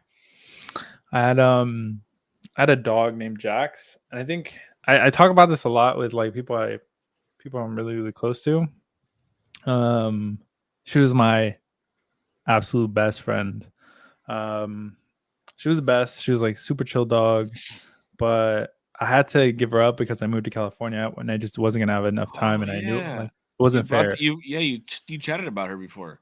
And it sucked, bro. Like that was literally like I slept. She was never allowed on like the bed with me because I never thought that was like a good thing to do. But like that night, the night before I had to give her up to, and I give her up to like a family and stuff like that. I wasn't just like sending her to the pound or anything. But I like slept on the floor with her, and I just like cried and held her, and just I was like, I hope you know that I love you and that I don't want to like give you up, but I'm going somewhere. It's not fair to you. I'm not gonna have time. So like, and then I told because I didn't want to be there because I just wasn't gonna give her up if I had to be there. I'm like, you're not taking my dog. This is my dog. So I had to get out. And I was like, Grandma, whatever. Like I'm not gonna be here. So give them everything that they need. This is her bed. This is what she needs. Her dog stuff. But just like let them know for me that like don't go a day without like loving her and playing with her and make sure like she's gonna have like a really good life. Because like I'm not giving her up for nothing. And like I broke down to her and stuff like that. It was like super fucking hard for me. And after that, and this has happened throughout time, obviously, but after that, I'm like, I don't even know if I want dogs anymore. That was so fucking much. It took so much out of me. I don't even know if I want another dog for like a long time, if ever, but like a long time. I feel that, bro, because once Oscar goes, I'm stuck with this bitch, and it's funny because it's like an ongoing thing, especially like throughout rolled out throughout my streams, bro. Like people have always heard me scream Mila's name, and it's gonna be like a sad day when she goes, but it's gonna be even sadder when Oscar goes because Coda was supposed to be the last one, bro. He was supposed to be the one that made it through both of them and was gonna have cataracts, and I had to like carry him outside to piss and shit, and he fucking died first, a little cocksucker. But yeah, like once Oscar goes, I don't know, man. It's gonna be weird because I'm only gonna have one dog in my house. I've had 3 dogs in my house since I've been 20. So for the last 11 years, I've had 3 dogs. And like as they go 1 by 1, 2 by 2, 3 by 3, but once my house is empty, because Mila, like Oscar, to be honest, he'll probably be gone by the end of the year, bro. He's not doing so hot. And he's old. And Mila, yeah, you bitch. She's got at least a solid 2 years on her. Her teeth are coming out, and she's just old, but she's still like a puppy. It's funny. But like by that time, Peanut will be like 7, right? And his mom doesn't want any pets. He can't just keep having fucking fish. So it's like I just want to get one big dog for him to have. But it goes back to what we know the beauty of life and death is, and receiving unconditional love from a dog is. You know what I mean? And that's the beauty of it. Like they can't say goodbye to us, but they know when it's time to go. You know what I mean? But in a weird part is that we all say that they know when to go, or they know when they're going, right? Like dogs will go like sneak away and go die. Dude, I promise you, Coda waited one more night to die. Like he waited, bro. Like I thought he was dead. Like I thought I was gonna walk back into the room and he's gonna be dead. And he spent the night with me and slept next to me the whole night, and then he died the next morning. Bro, you want to trip out? You want to fucking trip out? So my dad, bro, and Lilo, they like died in reverse. So wait, Lilo died? Yeah, bro. What? Yeah, Lilo died. I didn't know Lilo died. Christmas Eve of 2019. Holy fuck. Yeah, I got her ashes right over there. Bro, this fucking little bitch. So fucking matter of fact, it's just so easy. It just rolls out. Like, so this fucking cunt, like, I had to give her away because everything happened between me and so I had to give her away. And I give her to homeboy and I tell him, please don't send me pictures of her. Like, I remember this. Yeah. It's gonna fuck me up. You know what I mean? And then yeah, like 2 days later. 2 days? It was like 2 days later. Yeah, they found homeboy called me. So it was funny because it was like he even wrote me like a little letter. But homie calls me, he goes, hey, is this Mr. Andrade? So, yes, sir. He goes, check it out, man. I got this blue collar in my hand. And I was like, I remember just like, and I sat down on the floor. He's like, man, she's a beautiful animal. I was like, a brown and white husky. He's like, yeah, she looks like a husky mix. Like she's half pit bull. He goes, yeah, man. He goes, it looks like she got out of your house and got hit by a car or something. I was like, oh, well, I gave her away here recently. I was like, she was probably trying to find her way home. He's like, yeah, more likely. But when he wrote me this whole letter, like kind of talking about that. And bro, the day my pops passed away, this motherfucker ran away from home because, you know, by this time he was really sick. Like, you know what I mean? Like he was like really sick and really old. And this motherfucker would have to tap in before he left the house. Like you're tapping in with me before you go to Ralph's, before you leave anywhere. I go to Disneyland. I come home and my sister is smoking a fucking blunt in the living room. And I'm like, what the fuck are you doing? Where's my dad? She's like, oh, he left. I was like, he left? She's like, yeah, he left for a meeting. Didn't he tell you? I was like, he didn't tell me shit. Like, you know what I mean? I was like, that's weird as fuck. Bro, and I almost had the nerve to call him, like right there. Be like, where are you? You know what I mean? Like, where the fuck are you? Why didn't you tell me you're going somewhere? Because he had texted me earlier that night too. And then, yeah, it was the next morning. I was at work. It was the next morning at work. I got that call. I was like, oh, fuck. And then, like, bro, like some like shit like that. Like, I will say this. One of the most popular podcasts that I've ever done has been on a loss of a parent, because that shit's nuts. Like that shit is like any like parental figure, whether it's your mom, dad, grandma, grandpa, auntie, uncle, whoever the fuck it is that you look at as a parental figure, that should be nuts. That should be nuts. And that's something I think, yeah, I think that's been like one of the toughest ones. Grieving a relationship was definitely one.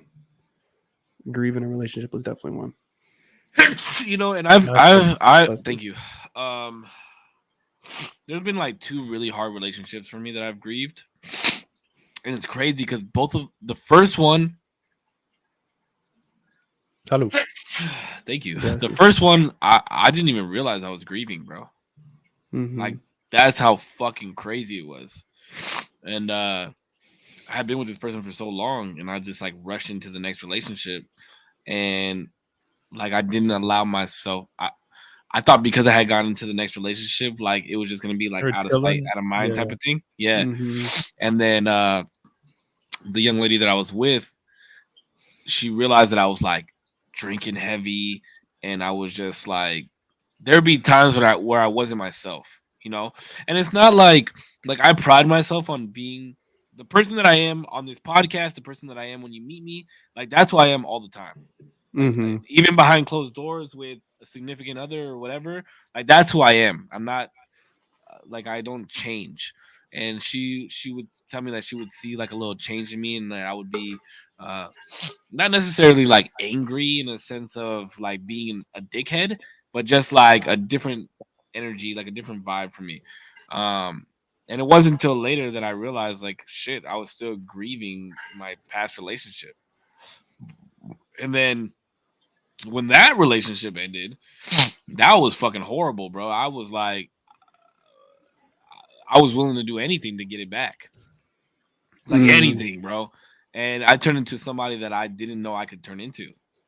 And it was, I had to take a step back and be like, damn, what was it? Like, what was it that was pushing me to this point? And honestly, like, I loved the young lady. Like, she was an awesome person. But I realized that it was because I had never been alone before. And I realized that I was scared to be alone. Mm-hmm. Like I was genuinely scared to be alone. Mm-hmm. But now, like, I love being alone. Not that I love being alone, but you know, like, I liked having my own space. I like not really having to, you know, respond to anybody's shit, not having to answer to anybody. And whatever partner comes in the future, right, when we decide to actually have a partnership, they got like we have to understand it is what it is, like from each other. Like, do your shit. Let me do my shit. Let's be together, but do your shit and let me do my shit. You know what I mean? Not like what I don't mean like let me do my shit by like go out and be a hoe and shit like that. Because you know, I can't be a hoe even if I wanted to. But you know what I mean. Like let me do my fucking podcast on Tuesday. Let me play my games. Let me fucking Jordan's stupid. Let me play my games. Let me do my podcast. Like let me be with my son. Let me work. Let me do this shit, and then let's do what we do. You know what I mean? But there's a balance, right? Because if I decide to have a partnership with somebody, I have to allow time and make time for that person as well. Like that's why it's been hard, man. That's why the whole dating shit hasn't really been for me. I've been single for quite some time now. Do you think there's a like a moment where you like what is it, like a point of no return where it's like fuck, I've been in it too long, like I'm just gonna be by myself, fuck it. No, but I have said that like if I get to a point where I've been alone for like 5-6 years, at that point like I might as well just wait until Peanut's 18 and then just go travel the world and then be a hoe. Because I think men's hoe phases come later in life if we're not married. I look at it like this, right? And I was watching Harry Potter the other night. I was watching Harry Potter. Might as well be gay like Dumbledore, right? Let's just check me out, bro. At the end, he tells he tells Lucius, he goes, "Don't you see? The boy will seek me out." And in the book about Voldemort, right? Yeah. So, and then even in the books, like the way he says it, like he'll come to find me, right? And like in the book, like it's explaining like to end this situation, Harry's got to go find him. He's got to go meet him, right, head on.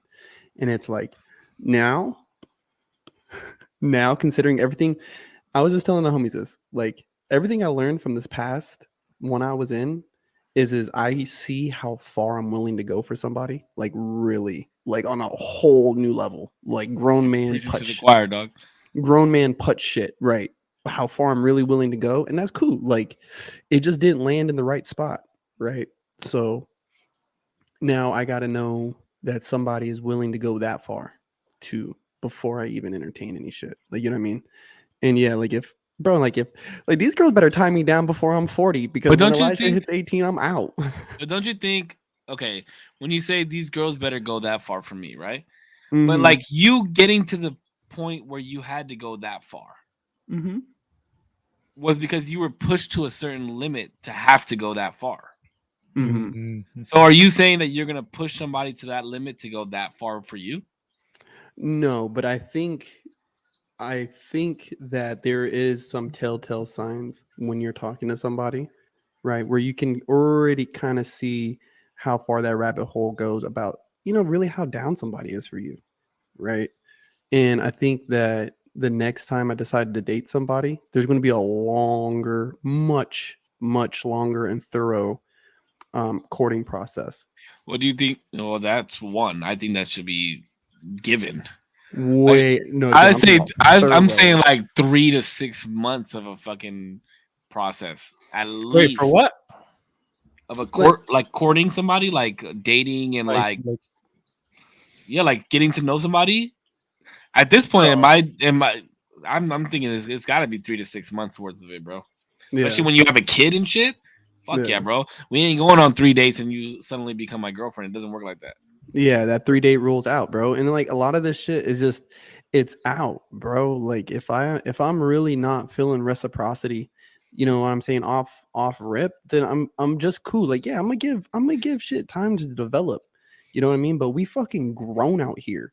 We are fucking grown. I'm not gonna play no little kid games of like, I'm not going to say too much and stay mysterious. No, bitch, you need to fucking talk about how you feel, because I'm finna put this shit down on motherfucking wax, okay? Like, we're going to talk about our feelings. It's always on wax with Korpsx, dude. This man has records on records on records on records, bro. Dude, that's how I am too, though. Like, I don't know. I don't want to play fucking games, bro. Hold on, I tweeted this shit. This shit, and I was in the middle of prayer, bro. And I was like, yo, like, you were in the middle of prayer and then tweeted something. You were like, yo, I gotta tweet this. Chill, God, give me 1 second. No, because no, God, time out, God. I gotta let the world know. He's up there like, no, it's a fire tweet. Go. No, dead ass. Yo, I'll be I'll be like 20, 30 minutes in, bro, like on Sundays. Like on Sundays, I'll just sit here, bro, and I'll have like a mad prayer session and just be like going over certain affirmations, praying it out, praying this out, praying that out, like doing this and that. But bro, I wanted to tweet this because I said, steady my mind and untangle the knots of my heart. Allow my words to land gracefully on my tongue and let me speak love to power.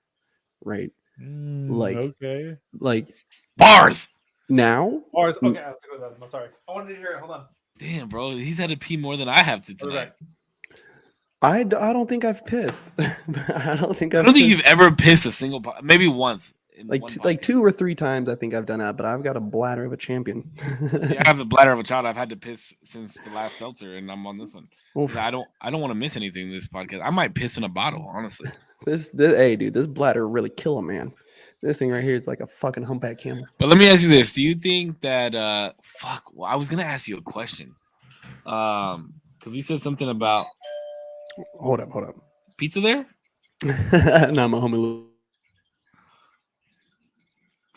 What's up, chat? What's up, Zero's chat? What's up, Korps's chat? Hey, I really did it in this time, huh? I really did it in this time. Got them both to fucking cry. I got them both to cry this time, guys.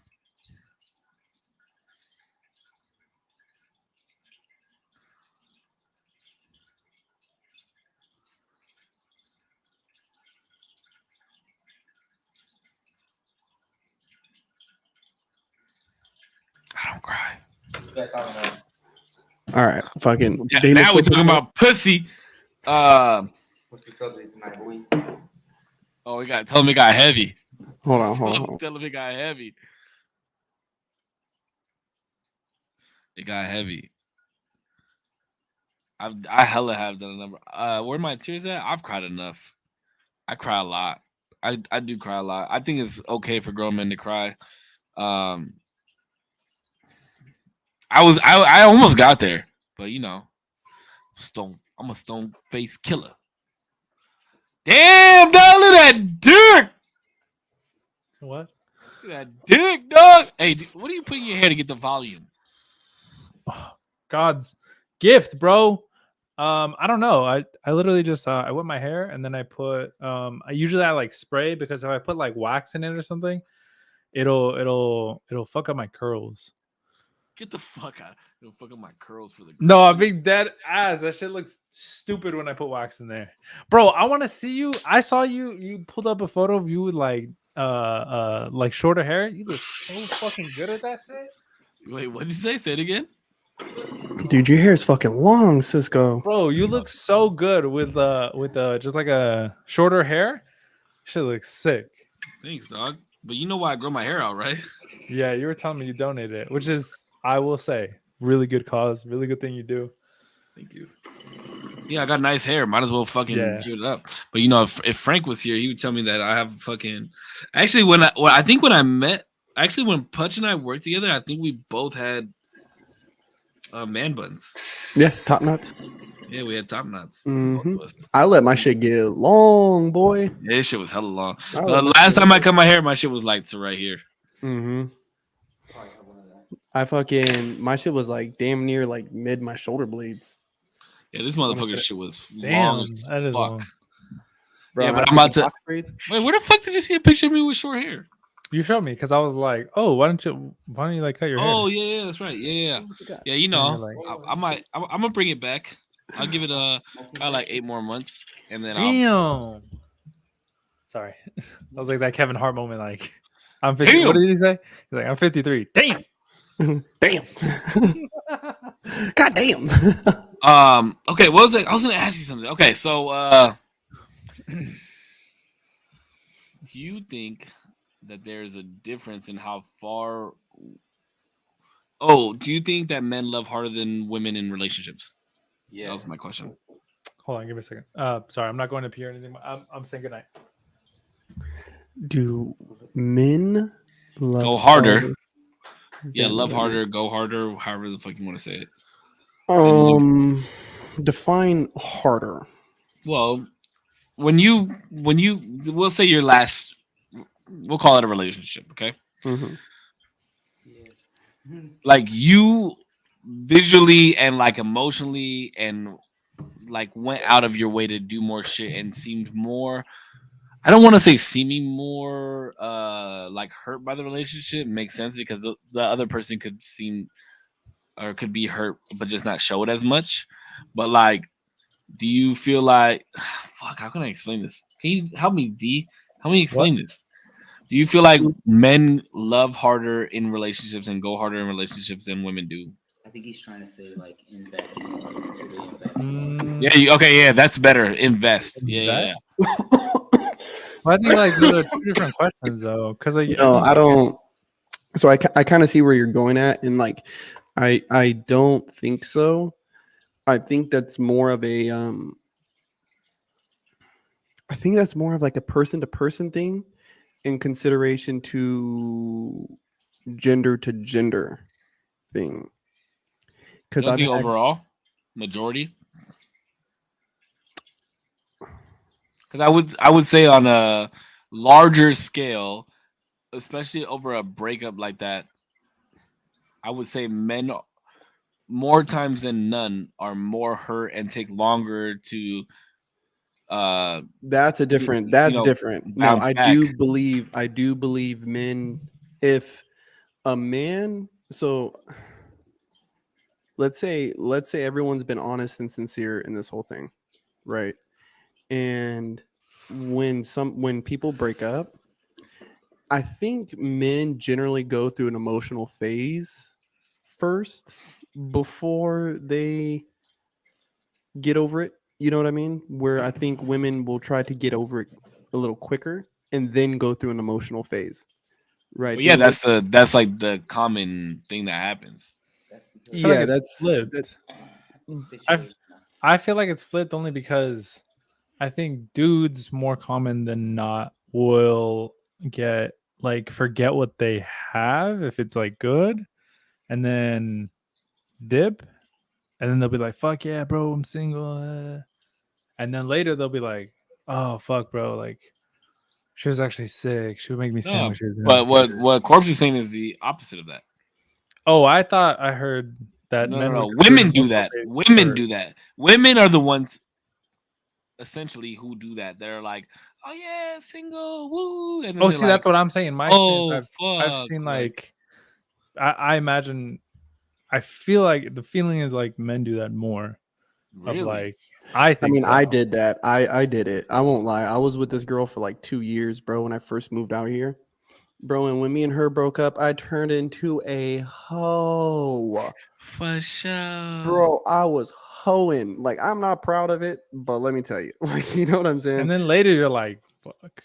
I know, bro. And like I mean, like I was for the streets, right? But like at the same time, Shit, you still for the streets, dog. Let's be real. no, I am inside.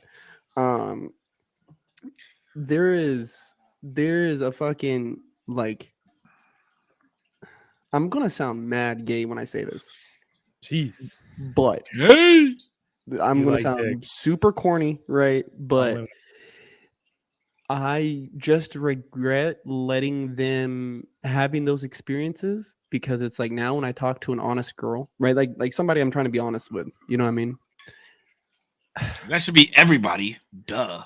We're on the Right. internet. You're honest to everybody, okay, Corpse? Oh my god, I'm like not a fucking slut. Like, but when they ask, like, oh, I'm not just trying to fuck. did you ever go through a hoe phase, or did you ever have a phase where you're like super promiscuous? And it's like when I'm like, yeah, it's like I know when I say yes, there's about to be like 5 or 6 other questions that are so How many bodies? cringy, and I'm gonna like. First off, that's none of your business, right? But it's so cringy to even say it. Like the discussion, right? Like, and for me, it's kind of like I'd rather just not. Can I say You know what I mean? Like not have had any of that shit go through, not have none of that shit go down, because now there's this appearance or this thought like it's Stigma? like you huh? It's like a stigma right behind you. You've gone through a whole phase. If you've gone through that, then and now you're trying to be honest about shit. What makes it so that you can't revert back to that? Yeah, bro. Yeah. You know what I mean? And bro, and mind you, I was just running around in Key West with one person in my eye. Like, you know what I mean? And I'm running around with fucking 10, 12 dudes, bro, and we're in the fucking strip club making it pop in this bitch, bro. Like, you know what I mean? Like, these motherfuckers knows by name, bro. Like, we got it cracking in this motherfucker everywhere we went. That's how it used to be here, bro. So don't tell me because I had this experience back then, like, and she never did, like, but I'm saying like other people, like, don't you ever try to say that I'm a certain type of way because you see me in certain places doing certain things with certain people, and I may have had a certain past, but what I'm doing, don't ever question that shit, playa. Yeah, but that's guilt by association, bro. Well, fuck that. Don't question. That's just that's what it is. That's what it is, bro. That's the law of life. Guilt by association. Well, don't question my character. But would you question hers? No, bro, her going and doing some other shit like that, right? Like, If you seen her out with a bunch of fucking women and a bunch of dudes around them at a bar or some shit, you're not gonna question that? bro, she was a bartender at the strip club. She would be at that bitch all the time. Like, You know what I'm saying? You know what I'm Yeah. saying? Like you're not questioning that? Let me tell you this. This is What am I my gonna do? experience. My experiences with strip clubs is the bartenders and the waitresses are finer than the strippers are. yes. And guess what? They know their worth because they ain't getting naked to go on stage. Yeah. But dude, and I'm telling you, bro, like there was a lot of nights I'd be sitting at that bar and I would just watch these dudes, bro, and I would listen to them. I could hear them. Like, you know what I mean? And I couldn't. It's like, what am I gonna do? Yo, would Like, that you know what I mean? This low-key- is her would that job. low-key, like turn you on though. A little bit. A little Like, bit. yeah, all these dudes want you, but guess who you going home with? Bro, there was one Me. night. Bro, there was one night. I remember, bro, I was just so smashed, dog. And I don't know why, but like there's this little spot on the bar where she would be working and I'd be sitting there. And I don't know why, but the boys would always end up congregating where I was at, bro. So I'm right there, bro. I'm spinning the yarn with these dudes. We're telling fucking jokes. We got everybody laughing. We're having a good fucking jolly good old time. Bro, and this was like the first time she made it known to all the homies. She leaned over and she said some shit from across the bar. Like, I don't want to repeat it, but everyone was like, you gotta say what the fuck she said. What the bro, fuck she said? like we're all like this. Everyone goes, damn. I was like, yeah, like, hey, yeah, motherfuckers, chill What out. did she Like, say? She was gonna fucking like gargle your fucking nut or what? she said some Jesus crazy, bro. She said some Christ. crazy shit. and What'd I she was- say? Of course, you gotta tell me what she said, bro. You gotta say it, bro. You gotta put Nobody it knows in who this there. girl is. Just say what she said, gotta- bro. You gotta put it in the Discord, and then everybody who's not in the fucking Discord can go suck my ass. All right, you have to Yeah, go there join you the go. Discord to find out. Oh my god. Oh, but I'm not gonna say that shit. But now that I'm getting older though, like I want shit like that, bro. Like if I'm dating somebody, I want to go out to the fucking club and pretend like we're different people and shit. Like I'm not saying like I want to bring somebody else in the bedroom type thing, but like you know, I want to do fun shit like that. I want to fucking go to Vegas and I want to like pretend that we're two different people and we're meeting at the fucking blackjack table for the first time, and you know this is Betsy Lou from fucking Arkansas, and you know I'm fucking Ramon Hidalgo from fucking Guadalajara or some shit like that. You know, and like that shit is entertaining to me. bro, I remember Can y'all Like, tell I right- like role playing in the bedroom or I what? was gonna say like role playing. Yeah, it just reminded me of. Did you guys see Modern Family? Nah, I never watched that Mm-mm, show. I've I'm never pissed watched off. There's a part in Modern Family where the husband is like a dorky, like kind of like awkward dude, and then the wife is like like a little bit more, I guess, high strung in a different way. You know what I mean? But they let loose sometimes, whatever. But the husband is obviously still like awkward and like dorky. So when they try to role play, he's like super fucking awkward about it. And she's like, "Bro, just chill. Like, just be suave." And then he's like, "So I'm trying to get in your panties." And she's like, "Bro, like not like that. Like Jesus." And I just think of that when I think of like role playing in the bedroom. yeah, role playing is like it's one thing, you know, but I don't know.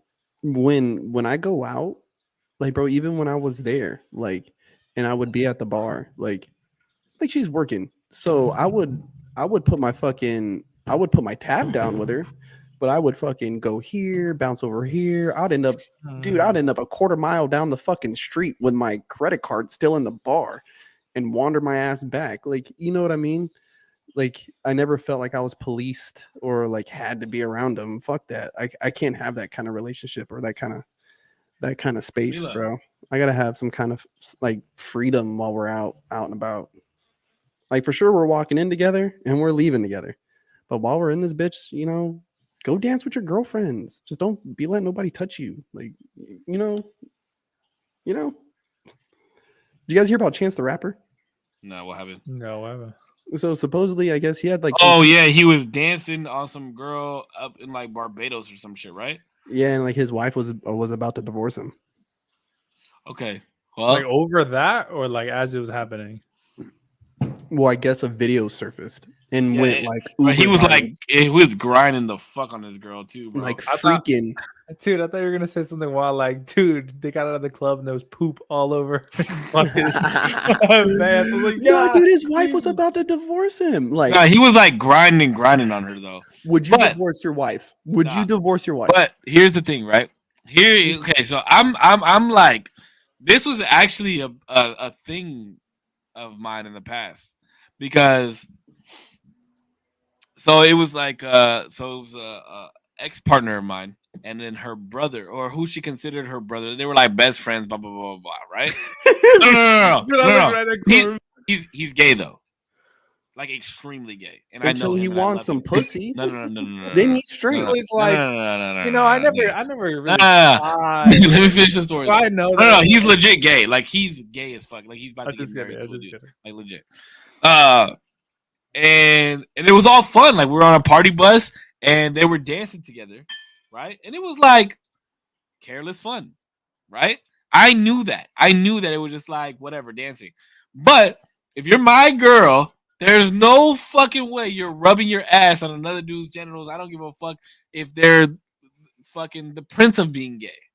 You know what I mean? And I was like, but I held it in. I didn't say anything because I knew who he was and he respected me. And it was like all in good fun type of thing. It wasn't malicious or disrespectful or anything. And I knew it wasn't, but it bothered the fuck out of me.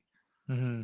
And but yeah, like if you and I are together, you are not dancing up on nobody.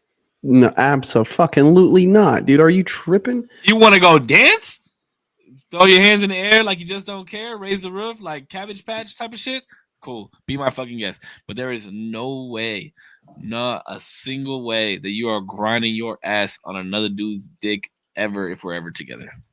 Bro, and like that's what like one thing I hate is like girls will get into this thing of like, oh, like It's just dancing. yeah, it's just dancing, or oh, like bro, there's a thing to me about exclusivity. Right? And with a certain level of exclusivity, like I'll take gym pictures, right? No doubt. But when I'm in a relationship, I will not. I just won't. Like That's how I know that. That's how I know by looking at your story if you're single or not, bro. Yeah, bro. I just think This it's like motherfucker being there ripped in the gym, dog. Just I was about to getting it say, how in. does that feel, bro? Because I'm trying to work there, but I'm not there. I've never been, and I want to be. Then you'll working on do it. rooftops. Huh? If you want to be it, then you will be it. You just I got to know. keep wanting to be it. I'm getting my food right. I'm going to the gym more, at least 3 times a week. Okay. Oh, you gotta up those numbers though, baby. Now I gotta start slow because if I don't, I'm gonna fucking be like, nah, fuck that. Time over tension, right? Muscle. What is it? Mind muscle connections. Yeah, start low weight, easy reps. Make sure you make that Mhm. connection.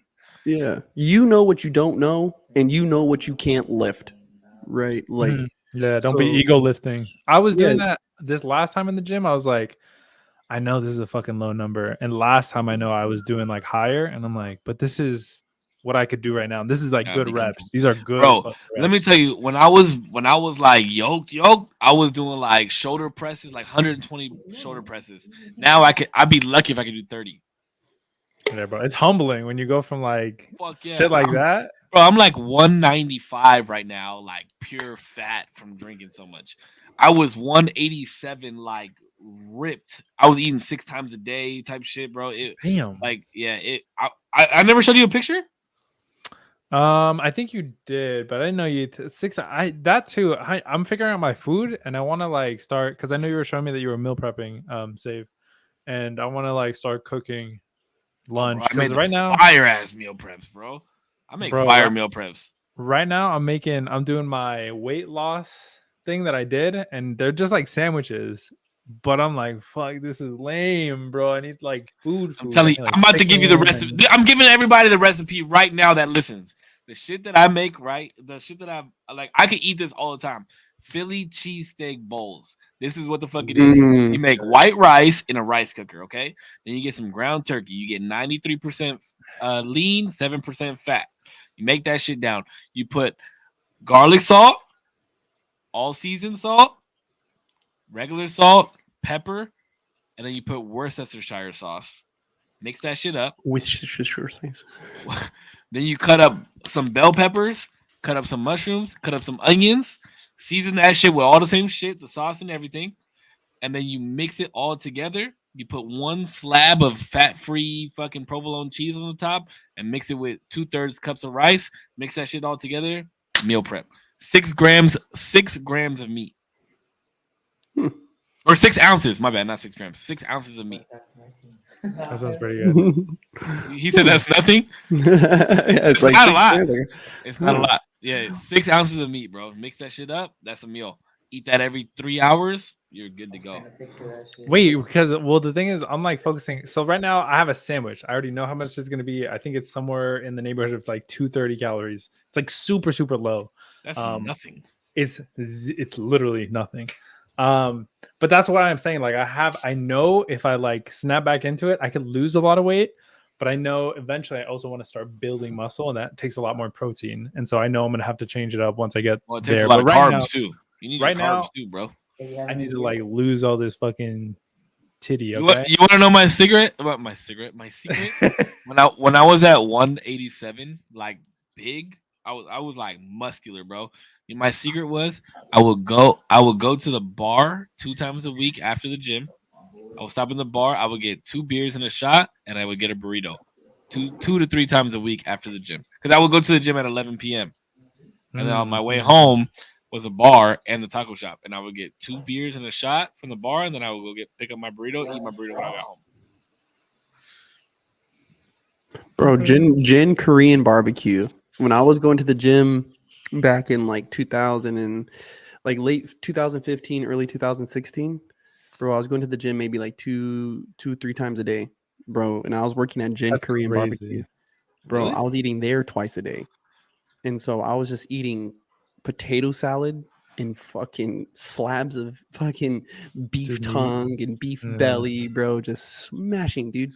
And I was rocking like at like 155, like 150, 155 area. And it's like just solid, like just like a solid fucking rock. I had got to 160 while I was in Florida. But I was drinking like a bunch of protein shakes and shit, and I don't want to be doing that. Yeah, protein shakes. I mean, I make overnight oats right now for like morning, especially because I get up, I have to be there so early. I get there at like 6. So I'm like, fuck, I don't want to like make anything. So I make overnight oats and I put like protein in there. I use almond milk for like the lowest amount of calories. I used to use what is it, like fat free or like 0 calorie sugar free yogurt, whatever, or Greek yogurt, I think it is. Yeah, the Greek yogurt. I would recommend not putting protein in it, because then you're it's not literally like a going little- you're literally going to work to sit down. And what people don't understand is you're probably using whey protein as well. And so when you go and you eat protein and then you sit down, that protein is not going to any of your muscles because you're not doing anything. So it just turns into fat. So what's the best for like, I guess, recuperation? Because the reason I did it was because usually I'd be sore from like some gym session that I just did. Yeah, you would take your recuperation after the gym. So like amino acids, any type of BCAAs, shit like that. Yeah, you need to have that creatine. consumed in a time span for it to Mhm. really work as like a Because As your a muscles recovery. don't stay ripped. What you feel the next day is your muscles healing from being ripped. So Mhm. like when you rip your muscles from working out, you need to feed them while they're ripped, and like while you still have that pump going. So that's when you take like creatine, BCAAs, amino acids, things of that nature, so that it feeds your fucking muscles. And then your recuperation starts after that, because your muscles are healing. That's why you are sore the next day, because your muscles are in that healing process. Trust me, Yes, bro. I love I how we went, just mansplain this shit. bro. I went from 187, and then I was like, I wonder what my body could do, and I went all the way down to 170, and I looked like I had like a fucking runner's body with no six pack, and then I went back up to 185, and then I got fat because COVID happened and the gyms were closed. Yeah, bro. But I was in the best shape of my life. I can't wait to be back there. Like I wish I could. I wish the gym, the 24-hour fitness by my house was 24 hours because I would go when I used to go. I'd be Wait, what? ripped. That Is didn't it a make sense. 24-hour gym? That'd be I was about to It was a 24-hour fitness, and because of COVID, they changed their fucking hours, so they're not 24 hours anymore. Oh, that's There's only two. There's only like 2 or 3 24-hour fitnesses in all of San Diego that are 24 hours truly. That's a That's fucking why. scam. Yeah, what the facts, hell? bro. I literally live within like 4 minutes walking distance from a 24-hour fitness. Dang, you just run there, get a quick little just warm up, Yeah, Exactly. little warm up jog. and then Exactly. just That's what I start. used to do before COVID. Yeah, that'd be sick. I used to run a lot more, but Fuck running. I dude, can't do that shit. It's just hard. I It's can't just- anymore. it's just fun because you get into that motivate. And my cousin actually just got into it too, so we're kind of bonding over it the other day.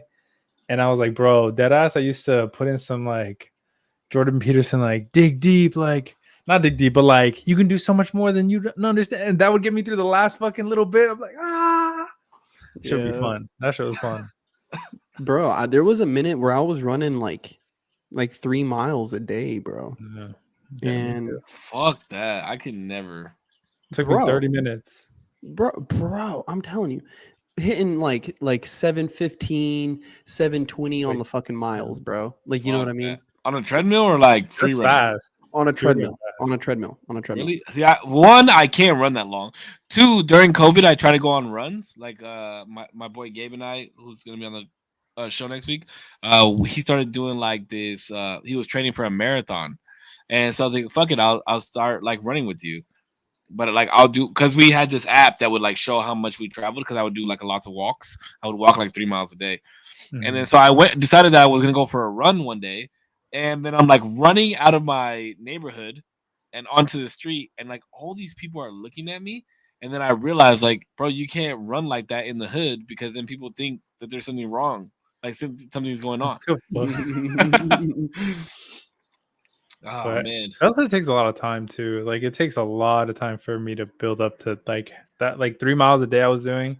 I never focused on like being the fastest, so I think I did like a 10-minute mile every time. So it took me like half an hour to do, but it was mostly just like the mental of like getting over the pain and just like running through it. That shit was like the best. That yeah, but felt really- 10-minute miles are straight though, bro. they're all right. But yeah, I was never trying to be like I gotta get quicker. I was just like I just gotta get it done. Like that's just I just wanted to get it done. Dude, no fucking lie. Elijah's mom is fast as fuck. Like she was fast as hell, dude. And I just remember thinking like, and it was weird because like, of course I was a better dancer than her, but it was weird. It was weird because it was like I was a better dancer. of course I was. But dude, I mean, like just watching her run, I was like, damn, like she's good. Like she's like it just looks smooth, like what she's Bro, doing. I remember one time when I was in Oxnard, Peanut's mom thought she could beat me in a race. I'll never forget. Like I took my work shirt off and I was wearing slacks, and then I was in dress shoes, and they said go, and I started running, and I was like killing her, and then all of a sudden, like because I run with my hands open like this, my thumb got stuck in my my pants pocket, and when I went to like extend, the whole side of my pants fucking ripped. Wow. Oh damn! What the fuck? Oh, but yeah, dude, Sid like taught me like how to like use my arms to run, and, like Mhm. how like there should be a flow of movement, like all this shit. She's like, you seem so stiff, like when you're running. So Dude, like, there's so much that goes into running, like the way you tilt forward, where your placement of like your footing and everything. mhm. It's, I Yeah, don't how know. you use your whole foot. Yeah, and, like, yeah, push yeah. off with Yeah, your use your toes and whole shit. foot. Yeah. It's bad, but it's gotten hard for me to run. Like my knees can't take it. My knees are fucked. My ankles fucked from skating. My lungs are fucked from fucking smoking. My liver's bad from drinking. I'm just getting to that age, bro. But like I ever since I fucked my ankle up from skating, like I had not been able to run. Like I could probably like do a quick sprint, but yeah, man, the weather fucks me up. Like my shit will get very swollen when it's cold. It's bad. I miss skating though, bro.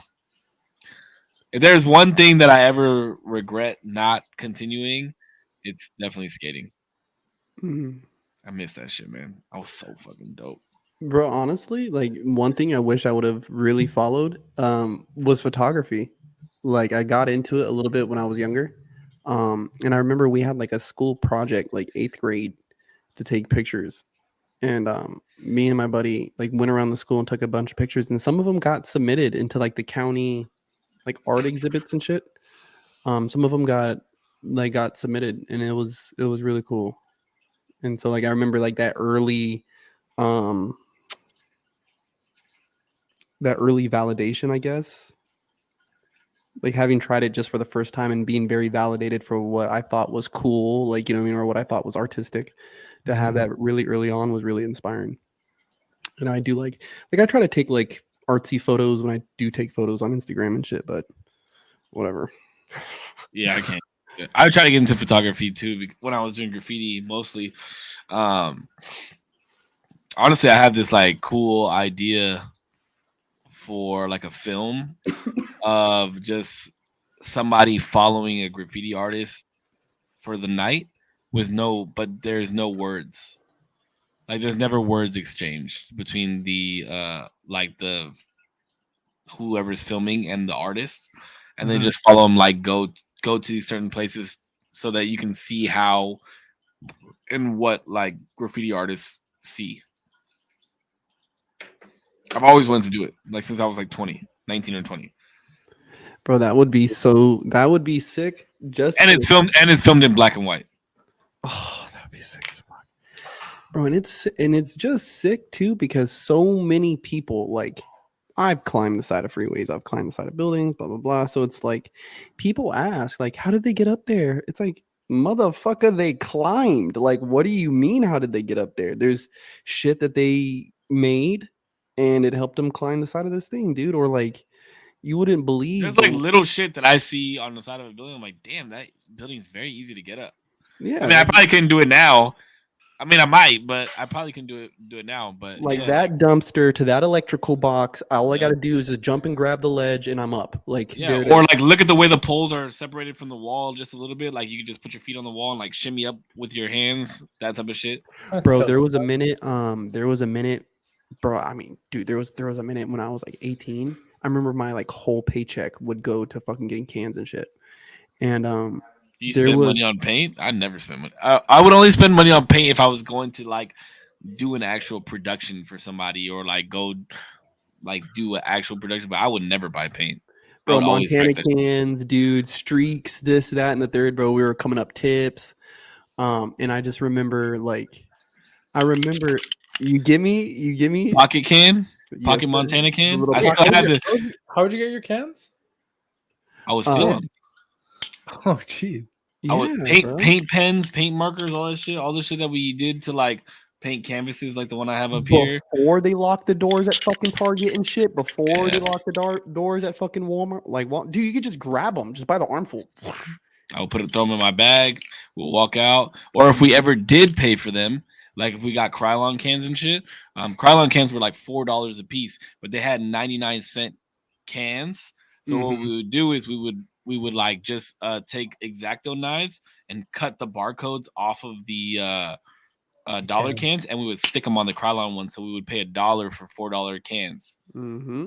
But I always keep this Nice move. near just in case I like ever get the inkling to go out at like 2 a.m. because I can't sleep and catch a couple tags. Bro, there's a couple spots I still cruise by, dude, and I'm like, dude, like I had a spot rocking, like there was a light pole, and you can fucking like you can easily see where it's a ladder, bro. Like you grab the meter where it has like the crosswalk meter, grab it, climb it, then you're on the street light, climb the street light, and then you can grab the pole and stand on top of the fucking street light and catch the fucking pole, dude. And I have one still rocking in Oxnard from fucking 2012.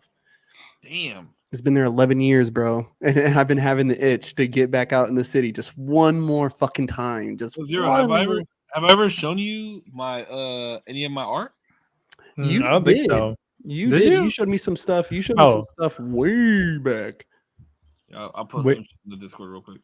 Oh, okay. I thought you were gonna show it to the camera, but I got you. See, everybody who's not in the Discord gotta fucking join the Discord. If I Okay. can find any, let me see. I had like a whole bunch before.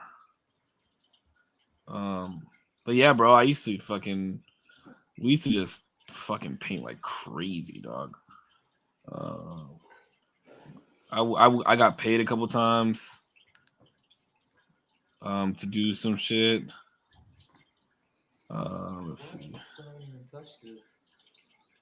You haven't even touched it, bro. He's peer pressuring me. Oh shit. Your boy was low key artistic, bro.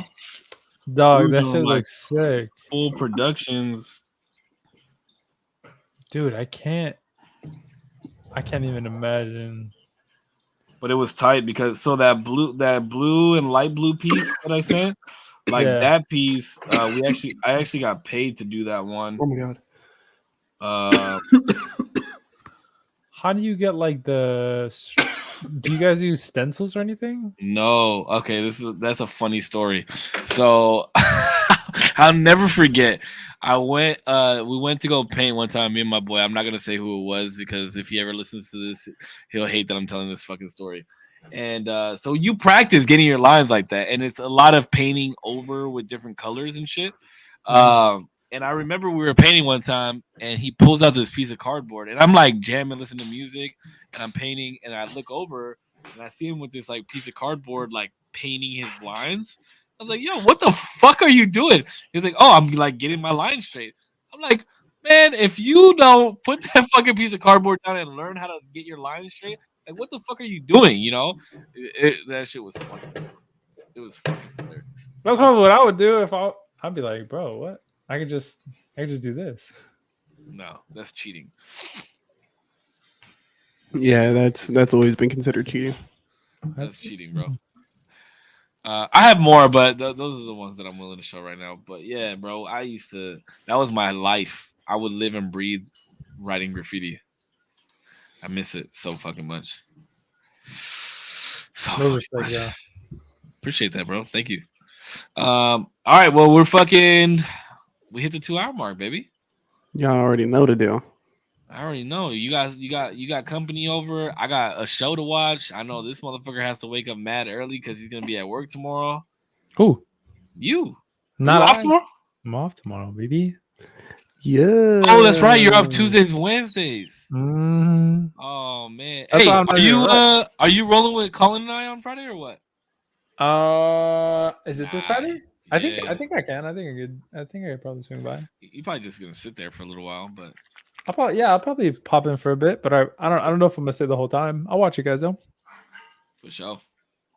Well, I mean, what do you guys think? Did I do a good job I'm tonight? such a hater on you guys because y'all get to hang out and shit often, and I don't get to see y'all. Come down, bro. Come Every time you down. guys are like, "Oh, you guys gonna go somewhere?" I'm like, Dude, when you come down, we just need to like not even do a podcast. We just need to like go eat. We'll chill. We'll Yeah, like just make a day trip out of it, bro. that'd be sick. Because think about it. If you come down like on a Saturday or Sunday, right? Saturday, the latest I get off is 4. And then Sunday, if you come down on a Sunday, I'm off all day. Zero gets off at 3. Yeah. We could go that's fucking catch a movie, fucking go eat dinner, do something. And then you could crash at my crib if you need to, or whatever the fucking case may be. If we could get an Airbnb or something. Zero could take the Monday off because I know he's If got I'm hella in San personal Diego, time. I'm gonna try to get Hell no. real physical. Well, I'm not sleeping in bed with you. Yeah, so I might need my own room, dog. I'm sorry, I love you guys. I'm trying to get real physical. Real physical. Oh shit! But yeah, slide through, bro. And then we could do like a phone vlog. We could do like a vlog for the day, and that would give us content to post on each other's channels. That'd be wild. Yeah. I might be down that way here soon, even for work. I'll see, but I will be making Even a if trip it's down there. even if it's just for dinner, bro, we can link for dinner. We go to Yeah. fucking Hooters, eat some wings. We can go to fucking Korean barbecue.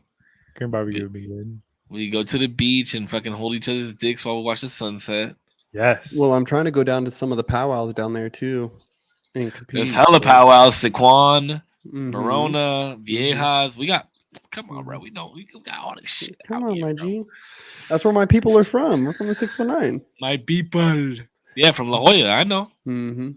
These white men are dangerous, bro. That was the most realest thing ever said ever in a movie, and it was in Pocahontas. The chief goes, "These white men are dangerous." Yes, they are. You know, okay, real quick before we get off, real quick. I Uh-oh. actually didn't even think about this until yesterday. So, or I didn't think about this until just now, and it happened yesterday. So my sister-in-law, she gauges people's Mexicanness off of their characteristics. Right? Like, so she considers herself more Mexican than I am because she speaks more fluent Spanish than I do, and she cooks Mexican food, and both her parents are Mexican, so she considers herself more Mexican than I am. Which Mhm. drives me absolutely fucking crazy because, like, what the fuck? Like, I'm Mexican, motherfucker. You know, like, my dad is from Mexico. I speak Spanish. I know how to read and write in Spanish. I'm Mexican. I'm Mexican American. But anyway, so we were having this conversation yesterday in front of my dad, who's an immigrant. My dad is an immigrant. He has his residency. He's not a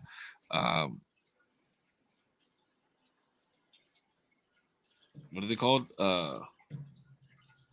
He's a resident, not a Like a citizen? citizen. Oh, okay. Sorry, I like brain No, fart. you're good. You're good. So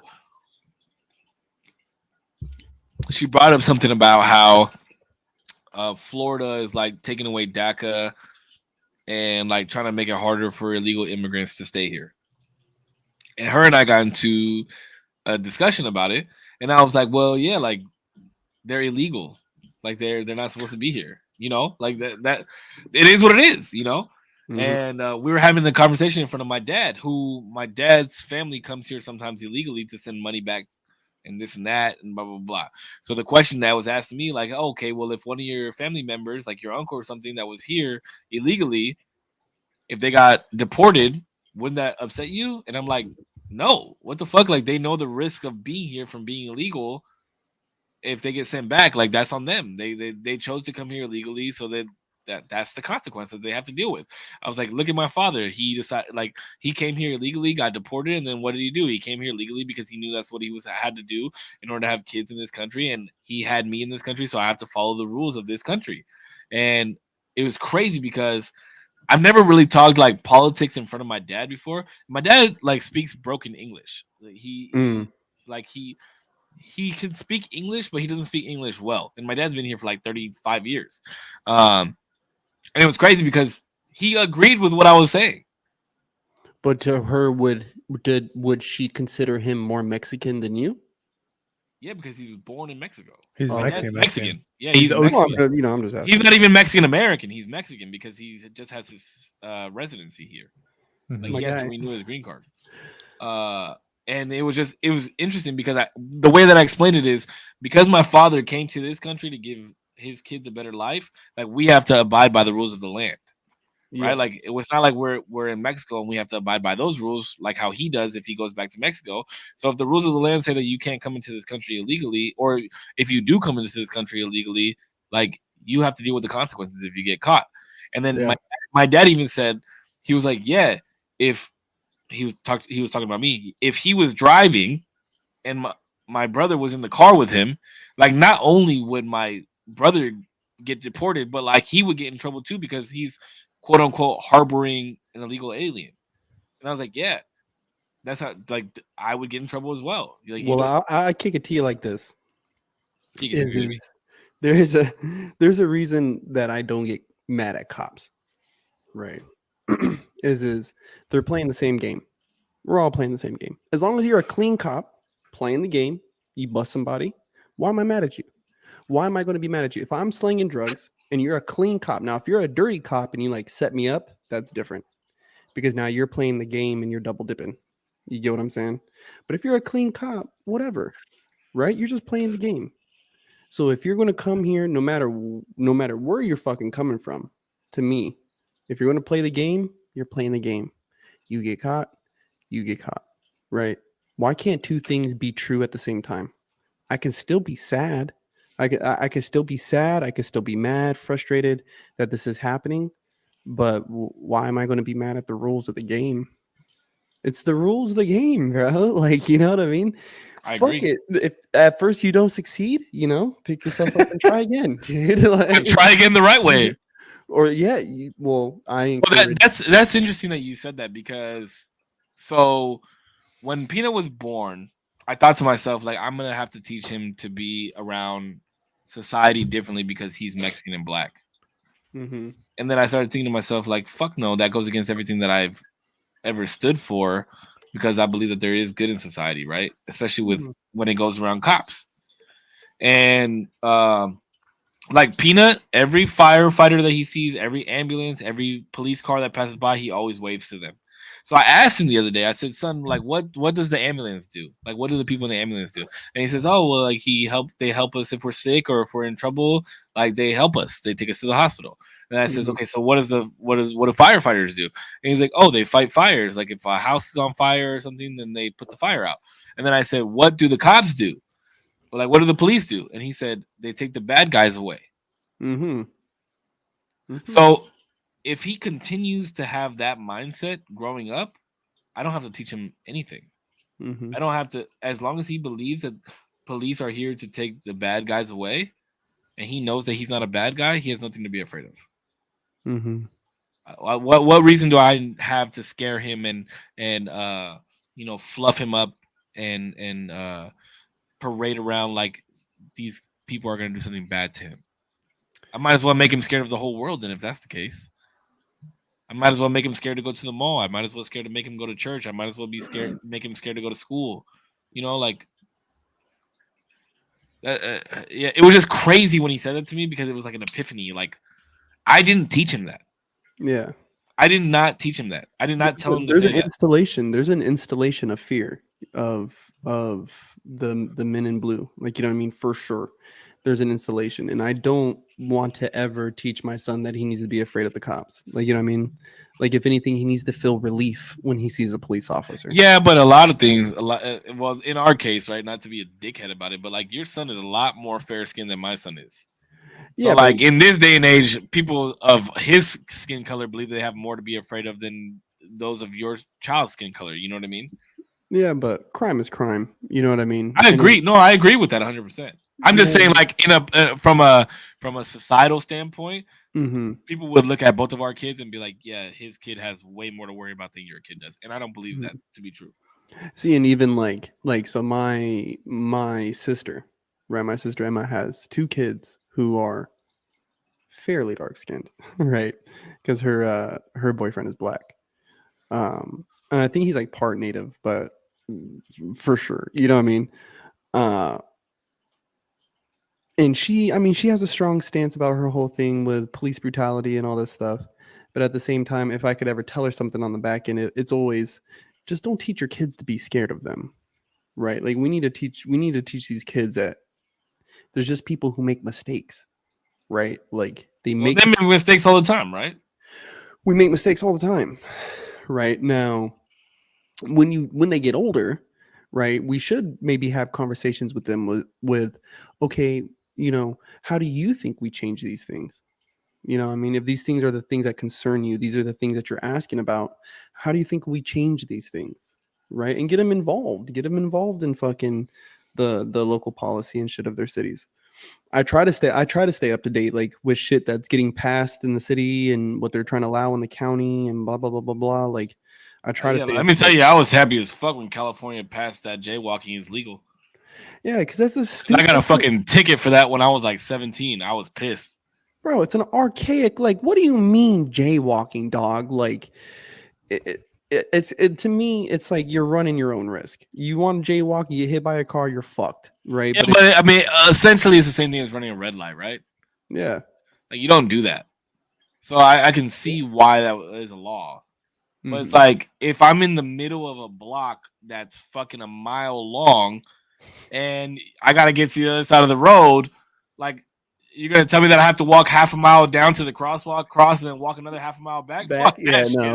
Like, I'm fucking crossing right here, motherfucker. You Right know what here, I son. mean? My GPS tells me that way. So Yeah. nah, dude, we're going that way, bro. What do you No. what do you think, Zero? Do you think like darker kids that should be taught differently about police growing up? No, I don't think so. But I'm not in that world. But I think genuinely, like, it sucks because it is bad people giving cops like a bad name. You know what I mean? Mhm. I think like I heard this somewhere where like social media has put it in our head that like cops are bad, but it's really just like really shit cops that I don't think it's just social media. I think it's media in general. or media in Mhm. general. Yeah, I mean, sure, but like even if you had a situation with a cop and it looks like dicey or whatever, 52 times a year, it still wouldn't be the majority of cops. It still wouldn't be like anywhere near the majority of cop interactions. So it shouldn't paint like all of police officers in a bad light, which sucks that it does. Yeah, Mhm. I think in my lifetime, I've dealt with the cops on more occasions than a lot of people. You know, I've Mhm. had guns. I've had cops pull guns on me. I've had cops arrest me. I've had cops break my bong and let me go. I've had, like I've had all types of shit. And I would say that more times than none, like the interactions have. I mean, obviously, I'm still alive. And I mean, look at me, like I look like a fucking gangbanger sometimes. You know what I mean? But yeah, like like just be cool with people, Just be super respectful and be like respectful and you know, but understand the law at the same time. You know what I mean? yeah, don't let Understand. Yeah, don't let nobody walk all over you, but also don't be a Mhm. dickhead in the sense. Like Mhm. if a cop came up to me and pulled me over and was like, "Can I see your license and registration?" I would give them my license and registration, and then if they start asking me too many questions, where are you coming from? Where are you doing it, sir? Like, what did you stop me for? Can we get on? Like, if you stop me for speeding, how fast was I going? Is there any way that you could show me how that I was going that fast? Can I be on my way? Like, are you arresting me? Blah blah blah blah, and then be on your way. I don't need to Yeah. answer all these other questions. Do you want to search a vehicle? If I have nothing to hide, search the fucking vehicle. Mhm. Like what? But what reason do you have to like search my vehicle? What are you suspecting me of? But don't be a dickhead and be like, oh, this is what the fuck you guys do to all fucking colored people. You know what I mean? Like, don't be a fucking dick. That's the way I look at it. And I think that there's too many online lawyers now that want to fucking grab their phones and be like, oh, look at what this officer is doing. This, that. Like, fuck no. Like, leave that shit alone. Just fucking get on with your fucking day. That's the way I look at it. Is there dickhead fucking police? Yes, but there's also dickhead car salesmen and dickhead lawyers and dickhead doctors and there's dickheads in every profession that exists in this world. Yeah. Well, I think too. I think we like to forget that, and everyone always wraps it up in, oh well, that's what they signed up for, right? But we forget that they Yeah. walk into every situation where like this could be the moment where I go. You know what I Mhm. mean? Because dude, if I was a cop, that's what I would think. Anytime I approach somebody, this is like Mhm. this could be it, guys. Like, you know what I mean? Like, I don't know what this guy's got on him. I don't know what's going on here, but some obviously fishy's going on because I'm pulling him over. You know what I mean? Um, If anything, they have more fear. They have more to be fearful of than you do. you feel what I'm saying? Like, but why is there even so let's take it like people say, oh well, I'm scared because you're a cop and you can shoot me. And it's like, okay, well, I'm scared because I don't know what you got in your car, right? You So can you shoot can me shoot too. me. So you could shoot me. Right. And there becomes this ping pong game of, well, I'm not doing anything wrong.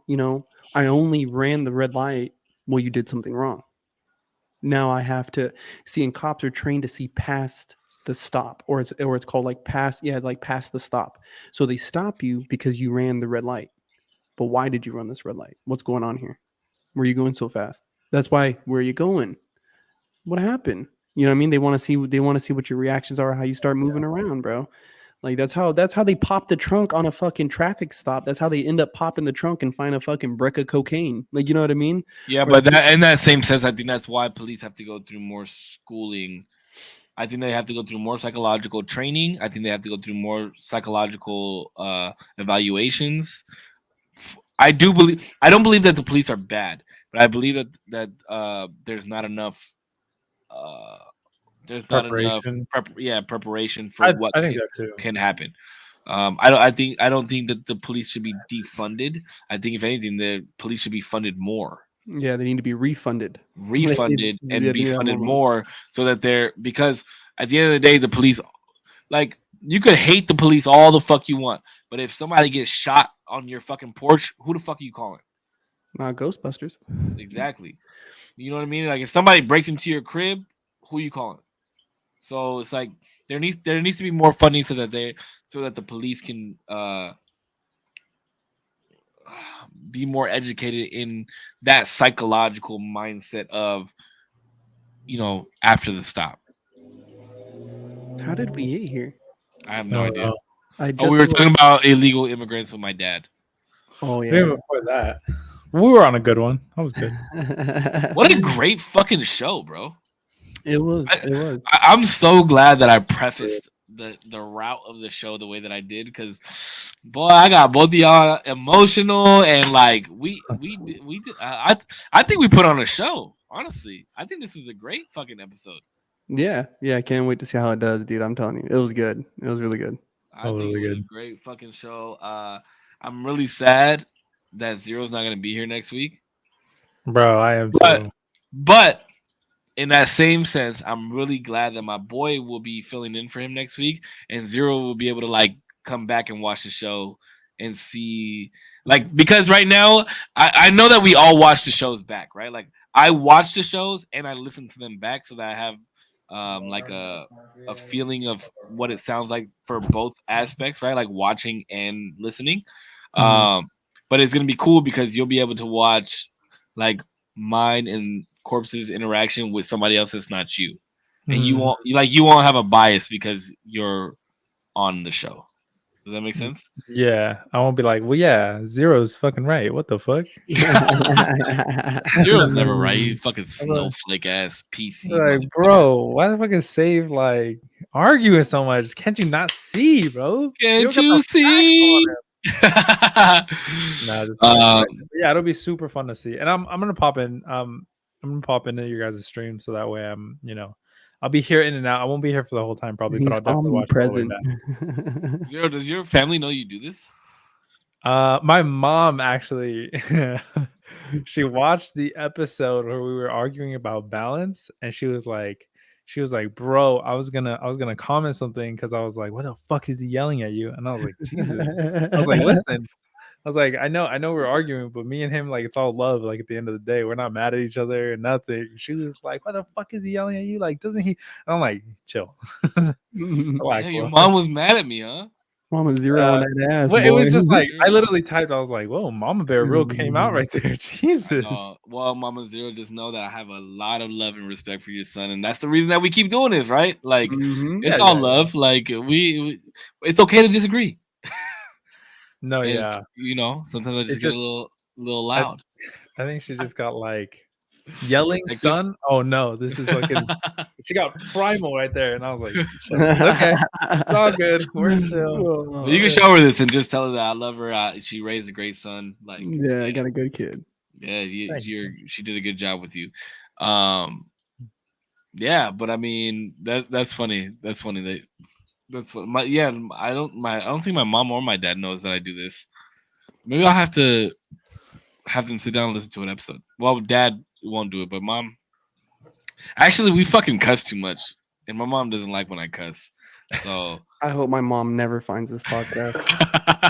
I hope she especially never, to show me your dick. ever. Oh, dude. Oh yeah. I mean, I want to see it. No, I hope she never finds this thing, dude. Oh my god, she'd literally watch me get obliterated. Oh yeah, 75 milligrams. Forgot about that. Bye bye. Every podcast just gets smashed right here, bro. Oh my god. Kelly said that Zero's mom's gonna PM me and fucking cuss me out. No. All right, Zero, close us out, baby. Listen, I got emotional. Corpse here got emotional. Save is just cold hearted. He didn't not get emotional not once. Nah, just like it was a really great podcast. Super good topic. Save.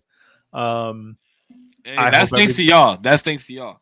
This wasn't my topic. I don't want to take the credit. I'll take the credit for the way that I prefaced it, but I won't take credit for the topic. This was your guys' topic. I asked you guys last week if you guys would allow me to come with the topic, and you guys allowed me to. So I thank you guys for that. Mm-hmm. Yeah. I'm glad. I'm super happy how it turned out. Everybody in everybody's community, Save, Corpse, myself. I hope you enjoyed the fuck out of this episode because it was amazing. And yeah, hopefully we just another banger. What the fuck? How are we gonna bang? Next week is what? Is it Korpsx next week? Yes, sir. Yeah, and then it's you when I come back. When you come back. Oh, you think you could just leave and come back with a topic? That's what I gotta do. You know? So, but I hope everybody enjoyed. Yeah, that's it. Well, like always, Big Bad Corpse. You guys, I love you. Save Zero. Yeah, no, good episode.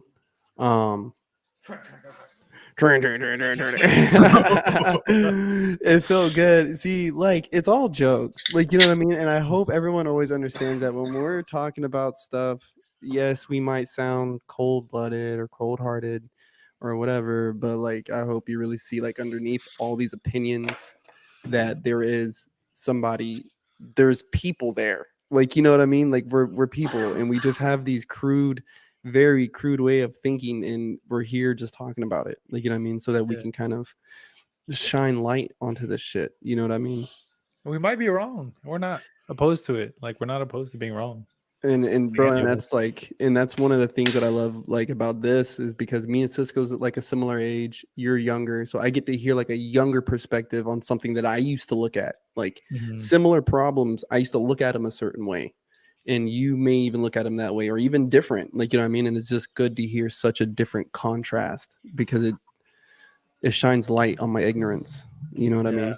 And me too. And literally, sorry, I don't mean to cut you off, but literally, like the exact same thing that you're describing happened because I remember the episode where I was talking about like marriage, and I think Cisco asked if I would ask my girlfriend's dad for her hand, and originally I said no. You did say no, and I talked to her about it, and she was like, "Well, it's not necessarily about like whether you think."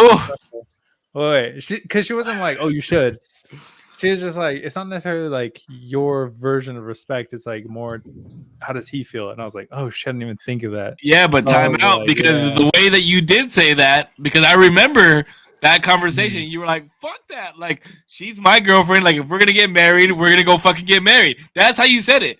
That's like you. It was like you did not give a fuck about what anybody else was gonna say. It was a decision that you were gonna make. Not like let's not go into a tangent here, but like sure, I remember that episode. Like that really stood out to me. Not that it changed like my outlook on who you are as a person, but it just made me really think like, wow, people are like do think like that now. And it's interesting that what your girlfriend said. Like it's not about how you feel; it's about how he feels as well. Like how would he feel if he came back and saw that you guys were married and he knew nothing about it? Yeah, and I thought about that and I was like, it'd probably be good to like, talk to them about it and stuff like that. And like, so you changed your mind. I did, yeah. Thank you, girlfriend. Yeah. But it was originally because of the conversation we had. That's awesome. And look how it changes our lives outside of the podcast. Bro, and I'm saying like talking points all over. When I do these sign outs, I do want to always say a little something where it's like, on a daily, like I've started to say things to myself like, I hope that God opens the eyes of my heart so that I can see him. And in this, like with this lately, I've been thinking like open the mind, open my mind and shine light on the darkness of my ignorance, and you guys really do open up my mind. So thank you. These have been good. Yeah, no, They're I good for appreciate me. you guys. And to I you. appreciate you guys for like giving this a chance. And I've always wanted to do a podcast. I was always very like jealous of Korpsx for being very successful with his podcast, but like having something that we do, because like Korpsx is doing it every week with somebody new or by himself. And so to have three perspectives and bringing three communities together is a beautiful fucking thing, right? Like your Zero's community is learning about Korpsx and my community is learning more about you because they know who Korpsx is, and then Korpsx is, and like it all intermingles, and it's like we're kind of giving light to our communities who just know who we are. Like, granted, they know who we bring in sometimes on a day-to-day basis, but at the end of the day, like they truly only understand who we are and what our perspective is on things. So they don't really get to hear us be combative or like debate or touch on other things or watch people watch us get emotional if we get emotional. So I think that what we're doing and what we're creating is a beautiful fucking thing. And not only is it a beautiful thing for our communities, but it's a beautiful thing within ourselves. It brings us closer together. It shows the love that we have for one another. It just shows that people from different walks of life are able to sit down and just converse about different shit every week and have fun with it, enjoy themselves, but also be serious at times, also be sensitive at times, be vulnerable, and it's a fucking beautiful thing. And I've really really enjoyed doing this so far, and I can't wait for the next 50 episodes. I really can't. So in closing, I know everybody's already said their closing. So Korpsx's community, Zero's community, my community, as always, thank you guys so fucking much. This has been the usual Tuesdays. As always, you guys stay healthy, stay happy. I love you. Keep smiling, and we'll see you guys on the next one. Adios, people. Be Peace. safe. Love you, boys.